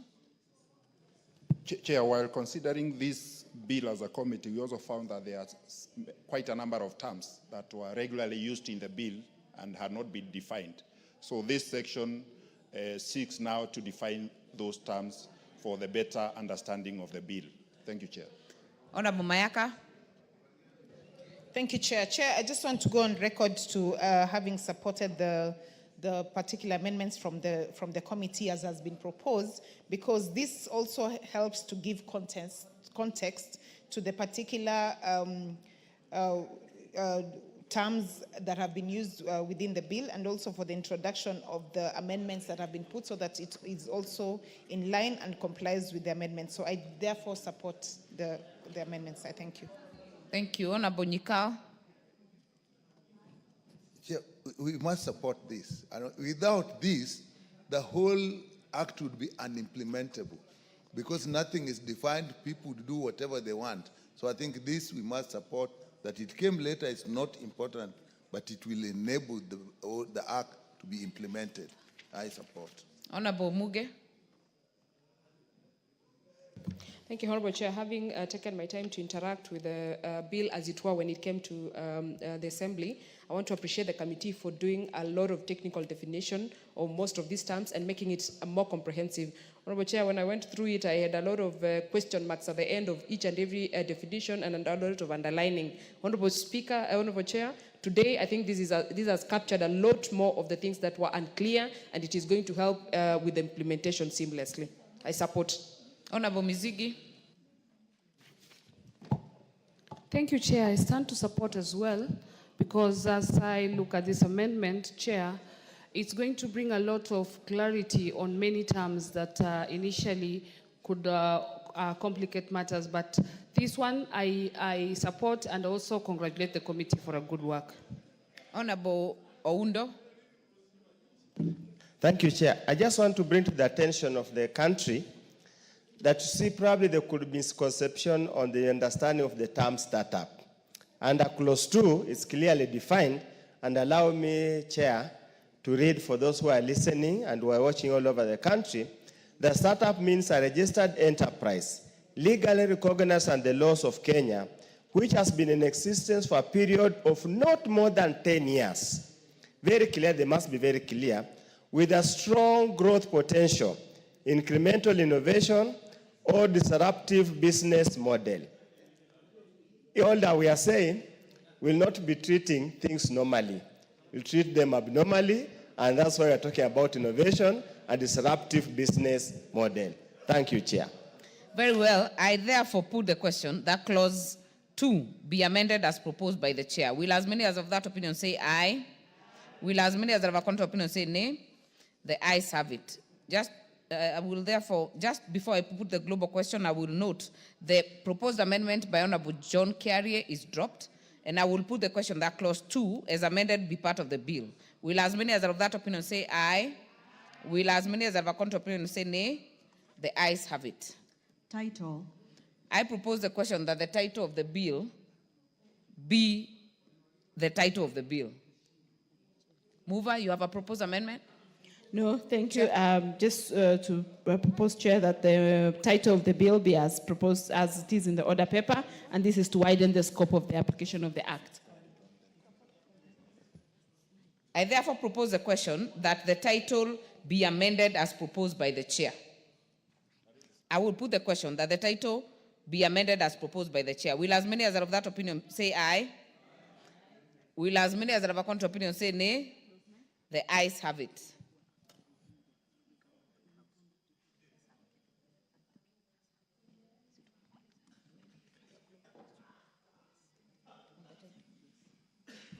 I now put the question that the title as amended be the title of the bill.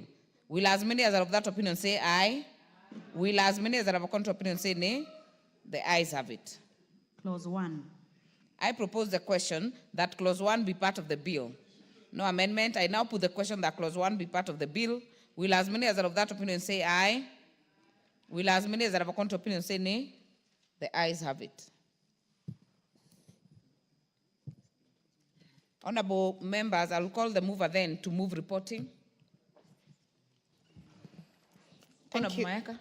Thank you, Honorable Chair. Honorable Chairperson, I beg to move that the committee do report to the House in consideration of the Startup Senate Bill number 14 of 2022 and its approval thereof with amendments. I thank you.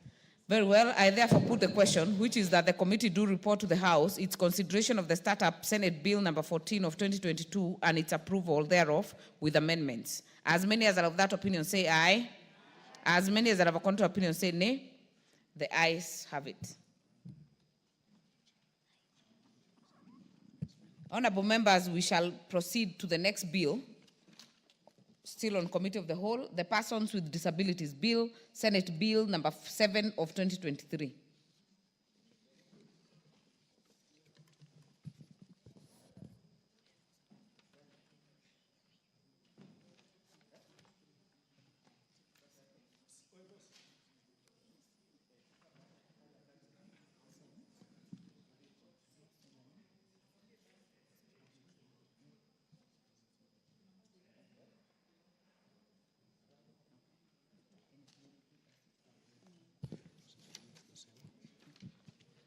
We shall then begin. Clause 3. I propose the question that clause 3 be part of the bill. No amendment. I will put the question that clause 3 be part of the bill. Will as many as are of that opinion say aye? Will as many as are of a contrary opinion say nay? The ayes have it. Clause 4. I propose the question that clause 4 be part of the bill. Mover, Chair, Committee on Social Protection. Thank Honorable you. Alice. Honorable Chair, I beg to move that clause 4 of the bill be amended as per the order paper. The justification, the amendment seeks to obligate the national government to develop policies on the protection and promotion of the rights of persons with disability. And the amendment seeks to obligate the national government to promote inclusion and integration of persons with disability in schools. Very well. I propose the question that clause 4 be amended as proposed by the chair. Member for Nandi, are you on this? Yes, Chair. I like especially the replacement from welfare to the rights, because, Honorable Chair, we cannot continue treating the quality of the persons living with disability issues as something that can either be done or might not be done. It must be treated as an entitlement to them because they have a right. So, Honorable Chair, I support the amendments and particularly that part of it. Very well. Honorable Member for Mombasa. Mheshimiwa Chair, na mimi niweze kuunga kwa sababu tukitoa neno welfare na kuweka rights inasisitiza kuwa hii ni haki yao. Lakini tukiacha welfare ilikuwa kidogo wanatatizika, wakati ambapo ni haki yao kupata huduma, ni haki yao kuangaliwa kama vile Wakenya wengine. Mheshimiwa Chair, na mimi naunga hapo. I therefore put the question that clause 4 be amended. I therefore put the question that clause 4 be amended as proposed by the chair. Will as many as are of that opinion say aye? Will as many as are of a contrary opinion say nay? The ayes have it. I now put the question that clause 4 as amended be part of the bill. Will as many as are of that opinion say aye? Will as many as are of a contrary opinion say nay? The ayes have it. Clause 5. I propose the question that clause 5 be part of the bill. Mover. Honorable Chair, I beg to move that clause 5 be amended as per the order paper. Justification, the amendment seeks to obligate the county government to develop policies on the protection and promotion of the rights of the persons with disability. Further, the amendments are necessary to align the bill with Article 58 of the Constitution, which provides that children have a right to free and compulsory basic education, which includes pre-primary education. I propose the question that clause 5 be amended as proposed by the chair. I put the question that clause 5 be amended as proposed by the chair. Will as many as are of that opinion say aye? Will as many as are of a contrary opinion say nay? The ayes have it. I now put the question that clause 5 as amended be part of the bill. Will as many as are of that opinion say aye? Will as many as are of a contrary opinion say nay? The ayes have it. Clause 6. I propose the question that clause 6 be part of the bill. Mover. Honorable Chair, I beg to move clause 6 be amended as per the order paper.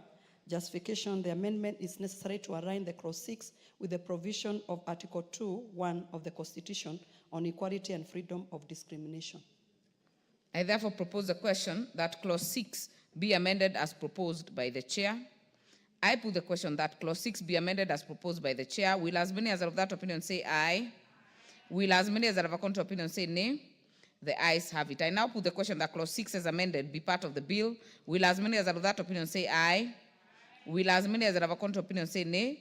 The ayes have it. Clause 7. I propose the question that clause 7 be part of the bill. No amendment. I put the question that clause 7 be part of the bill. Will as many as are of that opinion say aye? Will as many as are of a contrary opinion say nay? The ayes have it. Clause 8.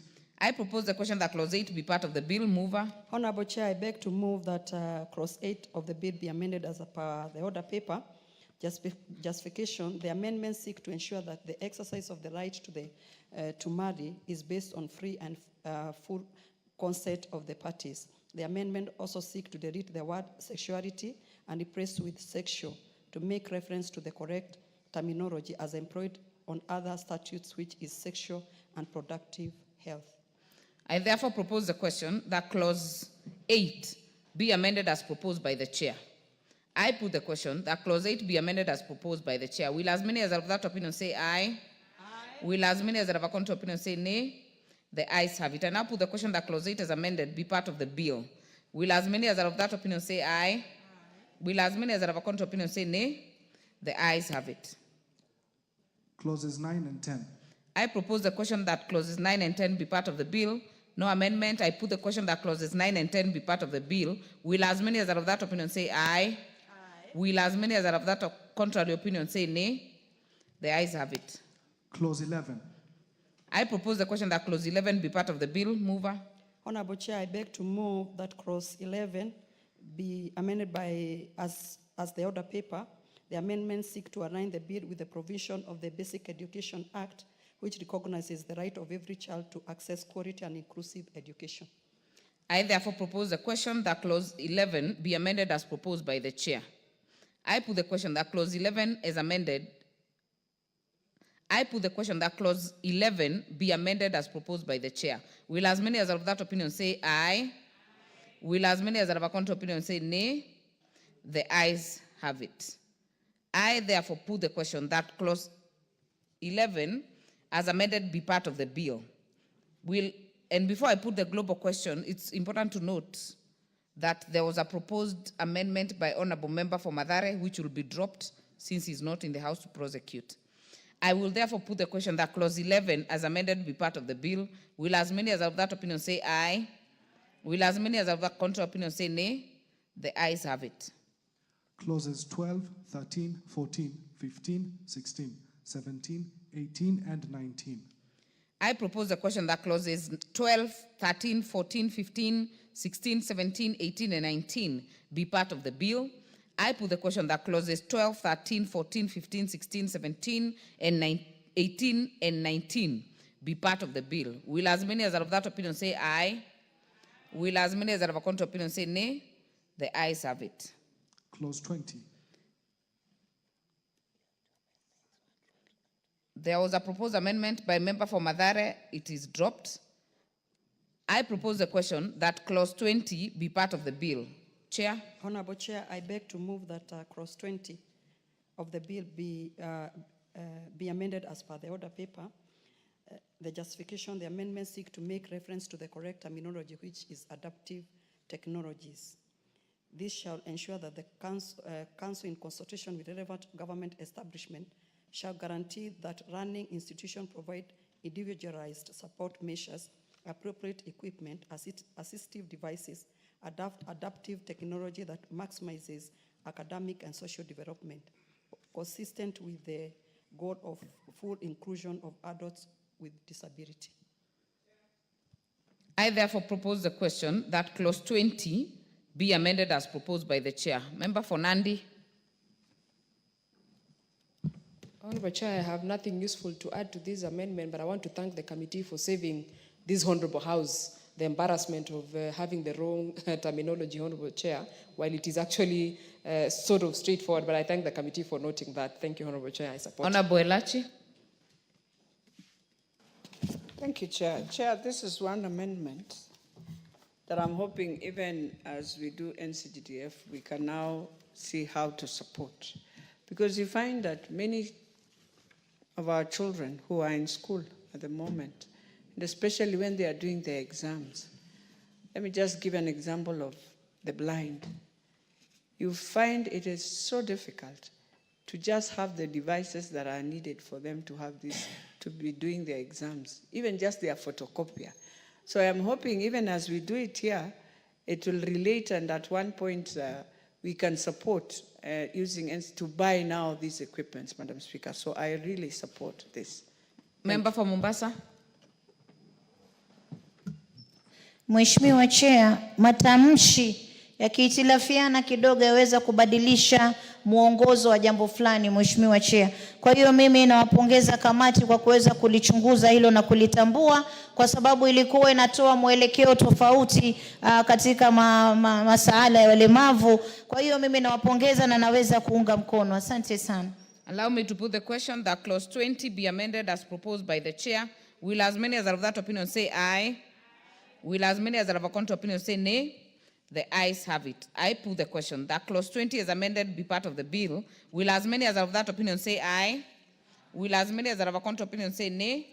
The ayes have it. Clause 21. I propose the question that clause 21 be part of the bill. Honorable Chair, I beg to move that clause 21 of the bill be amended as per the order paper. Justification being that the amendments seek to ensure that undue burden is not placed on employees with few staff.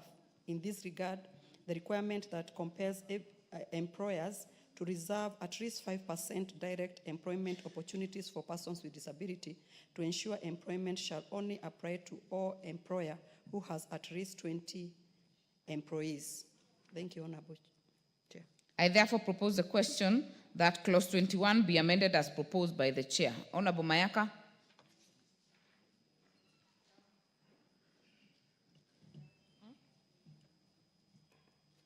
Thank you, Chair. Chair, I also want to support this particular amendment because, Chair, it does make mathematical sense that we start the 5% definition from a number of at least 20 employees. So this makes total sense that they have included it. Thank you. Very well. Honorable Zamzam, are you on this? Mheshimiwa Chair, mpaka sasa walemavu katika makampuni wajapewa kipaumbele, Mheshimiwa Chair, na mimi napenda kushukuru kamati ambayo imepanga mambo haya kuwa 5%, yani katika watu 20 angaa kuna watu 5 ambao wanaweza kuandikwa kazi kama walemavu. Walemavu wameachwa nje sana katika makampuni, na mimi napenda kuwapongeza sana kuweza kuwapatia hii nafasi, lakini sio hiyo tu, tukokateze kuwa wapewe hizo nafasi, manake mpaka sasa makampuni mengi hayajawapa walemavu nafasi za kazi. Na mimi nazungumzia hasa ndani ya Mombasa County, walemavu wameachwa nje. Katika kampuni unapata wale wahudumu wote ni watu ambao wana usawa katika maumbile na walemavu wameachwa nje. Kwa hiyo nawapongeza sana hii kamati. Asante sana. Very well. Honorable Elachi. Chair, this is one part I will tell you we have really misused even as political parties. Chair, you realize in all, even when you look at our county assemblies, we have made it as a joke. And I'm hoping the 20 is not just about employment. It is in everywhere where we must ensure now inclusivity is done. And Madam Speaker, you realize that we try our best in GAF and NCGDF to ensure we have persons who are with special needs. But in all these other sectors, even in the appointments of the president, you'll still find the same challenge. And I'm hoping the PSS who are going to be employed now, when they do their interviews, we are going to ensure this happens. It has to happen with us now. And if indeed they have not really shortlisted many of them, they should start thinking so that we become serious with persons living with disability. But the other challenge we face, Madam Speaker, as I support this, is that for us, by accident, by anything, because I've realized again we are taking advantage of people who are born with such challenges. I know, yes, when you get an accident, you get into the same challenge. So we have to look at all of them, because at that time you also become you have the same challenge. So let us look at all of them. But when you heal also, and you see you are moving, kindly pray to God that you go back and become the right person, because God has healed you. Do not remain. But one thing we also need to tell them is, it is time every person with disability, let them have the disability council card, without questions, without all this. It has to start from there as we move to this. Thank you, Madam Speaker. Honorable members, allow me to put the question that clause 21 be amended as proposed by the chair. Will as many as of that opinion say aye? Will as many as of a contrary opinion say nay? The ayes have it. I now put the question that clause 21 as amended be part of the bill. Will as many as of that opinion say aye? Will as many as of a contrary opinion say nay? The ayes have it. Clauses 22, 23, and 24. I propose the question that clauses 22, 23, and 24 be part of the bill. I now put the question that clauses 22, 23, and 24 be part of the bill. Will as many as are of that opinion say aye? Will as many as are of a contrary opinion say nay? The ayes have it. Clause 25. I propose the question that clause 25 be part of the bill. Mover. Honorable Chair, I beg to move that clause 25 of the bill be amended as per the order paper. Justification that the amendment create clarity as to processes and structure for delivering health service to persons with disability and compels national and county government to put into place mechanisms that shall ensure prompt attendance by medical personnel to persons with disability. I propose the question that clause 25 be amended as proposed by the chair.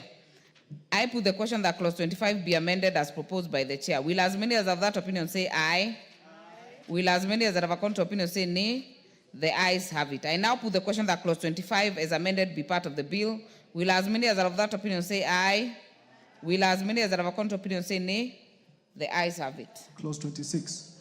I propose the question that clause 26 be part of the bill. Mover. Honorable Chair, I beg to move that clause 26 of the bill be amended as per the order paper. Justification being that the amendment create clarity on the right of the access to information and communication technology service by persons with disability. Additionally, the amendment obligates the Communication Authority of Kenya, which is the regulator, to develop regulation on maintenance of low levels of risk to persons who have photosensitive epilepsies by television broadcasters. I propose the question that clause 26 be amended as proposed. I put the question that clause 26 be amended as proposed by the chair. Will as many as of that opinion say aye?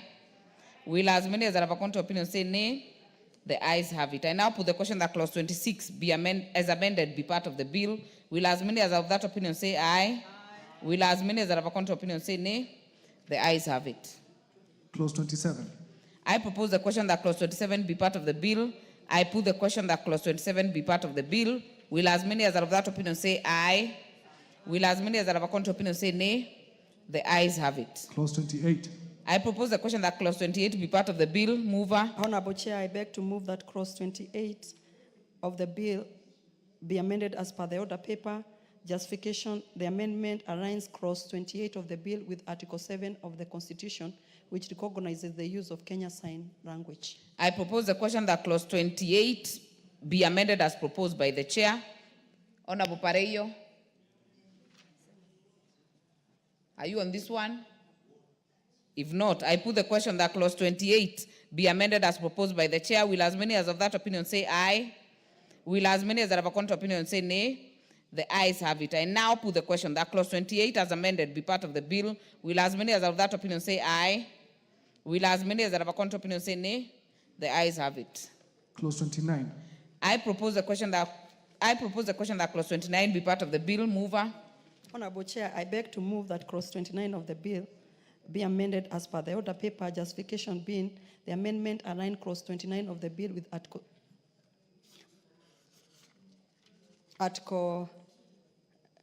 the amendment align clause 29 of the bill with Article 7 of the Constitution, which recognizes the use of the Kenya Sign Language. I propose the question that clause 29 be amended as proposed by the chair. I put the question that clause 29 be amended as proposed by the chair. Will as many as of that opinion say aye? Will as many as have a contrary opinion say nay? The ayes have it. I put the question that clause 29 as amended be part of the bill. Will as many as of that opinion say aye? Will as many as have a contrary opinion say nay? The ayes have it. Clauses 30, 31, 32, 33, 34, 35, 36, 37, 38, 39, 40, 41, 42, 43, and 44. I propose the question that clauses 30, 31, 32, 33, 34, 35, 36, 37, 38, 39, 40, 41, 42, 43, and 44 be part of the bill. I now put the question that clauses 30, 31, 32, 33, 34, 35, 36, 37, 38, 39, 40, 41, 42, 43, and 44 be part of the bill. Will as many as are of that opinion say aye? Will as many as have a contrary opinion say nay? The ayes have it. Clause 45. I propose the question that clause 45 be part of the bill. Mover. Honorable Chair, I beg to move that clause 45 of the bill be amended as per the order paper. Justification, the amendment seek to align the term of office of Executive Director of the Council with Mwongozo guideline for all state cooperation, which is in a term of 3 years, renewable once. Thank you. I propose the question that clause 45 be amended as proposed by the chair. I put the question that clause 45 be amended as proposed by the chair. Will as many as of that opinion say aye? Will as many as of a contrary opinion say nay? The ayes have it. I now put the question that for clause 45 as amended be part of the bill. Will as many as of that opinion say aye? Will as many as of a contrary opinion say nay? The ayes have it. Clauses 46,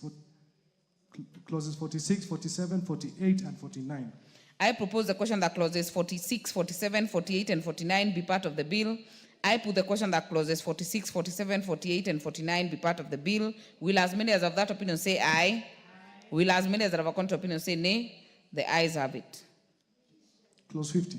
I propose the question that clause 50 be part of the bill.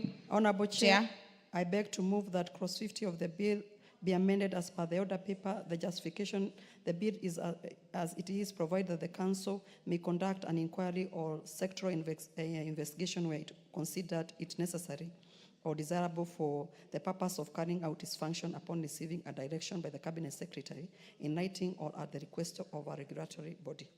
I propose the question that clause 50 be amended as proposed by the chair. I put the question that clause 50 be amended as proposed by the chair. Will as many as that opinion say aye? Will as many as that have a contrary opinion say nay? The ayes have it. I now put the question that clause 50 as amended be part of the bill. Will as many as that have that opinion say aye? Will as many as that have a contrary opinion say nay? The ayes have it. Clauses 51, 52, 53, 54, and 55. I propose the question that clauses 51, 52, 53, 54, and 55 be part of the bill. I now put the question that clauses 51, 52, 53, 54, and 55 be part of the bill. Will as many as that opinion say aye? Will as many as that have a contrary opinion say nay? The ayes have it. Clause 56. I propose the question that clause 56 be part of the bill. Mover. Honorable Chair, I beg to move that clause 56 of the bill be amended as per the order paper. Justification, clause 56 provide for exemption from income tax and provision of social assistance to parents or guardian of children with severe disability to allow flexibility and variation for increase of the amount such as such parents or guardian may be entitled. The clause also should not specify the amount. I propose the question that clause 56 be amended as proposed by the chair. I put the question that clause 56 be amended as proposed by the chair. Will as many as of that opinion say aye? Will as many as have a contrary opinion say nay? The ayes have it. I now put the question that clause 56 as amended be part of the bill. Will as many as of that opinion say aye? Will as many as have a contrary opinion say nay? The ayes have it. Clauses 57, 58, 59, 60, and 61. I propose the question that clauses 57, 58, 59, 60, and 61 be part of the bill. I now put the question that clauses 57, 58, 59, 60, and 61 be part of the bill. Will as many as have that opinion say aye? Will as many as have a contrary opinion say nay? The ayes have it. Clause 62. I propose the question that clause 62 be part of the bill. Mover. Honorable Chair, I beg to move that clause 68 of the bill be amended as per the order paper. You've said clause 62? Yeah. Justification, the proposed amendments seek to enhance the penalty of the offense against abuse of persons with disability. I propose the question that clause 62 be amended as proposed by the chair. I put the question that clause 62 be amended as proposed by the chair. Will as many as have that opinion say aye? Will as many as have a contrary opinion say nay? The ayes have it. I now put the question that clause 62 be as amended be part of the bill. Will as many as have that opinion say aye? Will as many as have a contrary opinion say nay? The ayes have it. Clause 63. I propose the question that clause 63 be part of the bill. Mover. Honorable Chair, I beg to move that clause 63 of the bill be amended as per the order paper.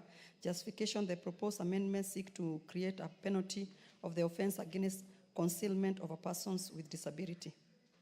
I propose the question that clause 63 be amended as proposed by the chair. I put the question that clause 63 be amended as proposed by the chair. Will as many as have that opinion say aye? Will as many as have a contrary opinion say nay? The ayes have it. I now put the question that clause 63 as amended be part of the bill. Will as many as have that opinion say aye? Will as many as have a contrary opinion say nay? The ayes have it. Clause 64. I propose the question that clause 64 be part of the bill. I now put the question that clause 64 be part of the bill. Will as many as have that opinion say aye? Will as many as have a contrary opinion say nay? The ayes have it. Clause 65. I propose the question that clause 65 be part of the bill. Mover. Honorable Chair, I beg to move that clause 65 of the bill be amended by As per the order paper, justification, the proposed amendments seek to enhance the penalty of the offense against denial of food and fluids of persons with disability.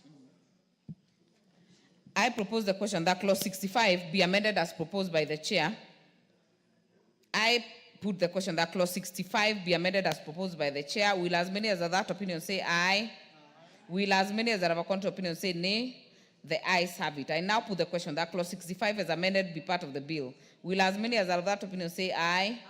Will as many as are of a contrary opinion say nay? The ayes have it. Clause 66. I propose the question that clause 66 be part of the bill. Mover. Honorable Chair, I beg to move that clause 66 be amended as per the order paper. Justification, the proposed amendments seek to enhance the penalty of the offense against degrading treatment of persons with disability. I propose the question that clause 66 be amended as proposed by the chair. I put the question that clause 66 be amended as proposed by the chair. Will as many as are of that opinion say aye? Will as many as are of a contrary opinion say nay? The ayes have it. I now put the question that clause 66 as amended be part of the bill. Will as many as are of that opinion say aye? Will as many as are of a contrary opinion say nay? The ayes have it. Clause 67, 68, 69, 70, and 71. I propose the question that clauses 67, 68, 69, 70, and 71 be part of the bill. I now put the question that clauses 67, 68, 69, 70, and 71 be part of the bill. Will as many as are of that opinion say aye? Will as many as are of a contrary opinion say nay? The ayes have it. Clause 72. I propose the question that clause 72 be part of the bill. Mover. Honorable Chair, I beg to move that clause 72 of the bill be amended as per the order paper. Justification, the proposed amendments seek to ensure access by persons with disability of public transport by obligating the national and county government to make public roads and highways under their respective mandates accessible to persons with disability, ensuring that bus stops and barrier frees. I propose the question that clause 72 be amended as proposed by the chair. I put the question that clause 72 be amended as proposed by the chair. Will as many as are of that opinion say aye? Will as many as are of a contrary opinion say nay? The ayes have it. I now put the question that clause 72 is amended be part of the bill. Will as many as are of that opinion say aye? Will as many as are of a contrary opinion say nay? The ayes have it. Clause 74. I propose the question that clause 74 be part of the bill. Mover. Honorable Chair, I beg to move that clause 74 of the bill be amended as per the order paper. Justification, clause 74 of the bill provide that no person shall, on the ground of disability alone, deny a person with disability admission into any premises which members of the public are ordinarily admitted. The use of the word alone in clause 74 implies that where there exists another ground, a person with disability may be discriminated, hence the proposal to delete the word. I propose the question that clause 74 be amended as proposed by the chair. I put the question that clause 74 be amended as proposed by the chair. Will as many as are of that opinion say aye? Will as many as are of a contrary opinion say nay? The ayes have it. I now put the question that clause 74 is amended be part of the bill. Will as many as are of that opinion say aye? Will as many as are of a contrary opinion say nay? The ayes have it.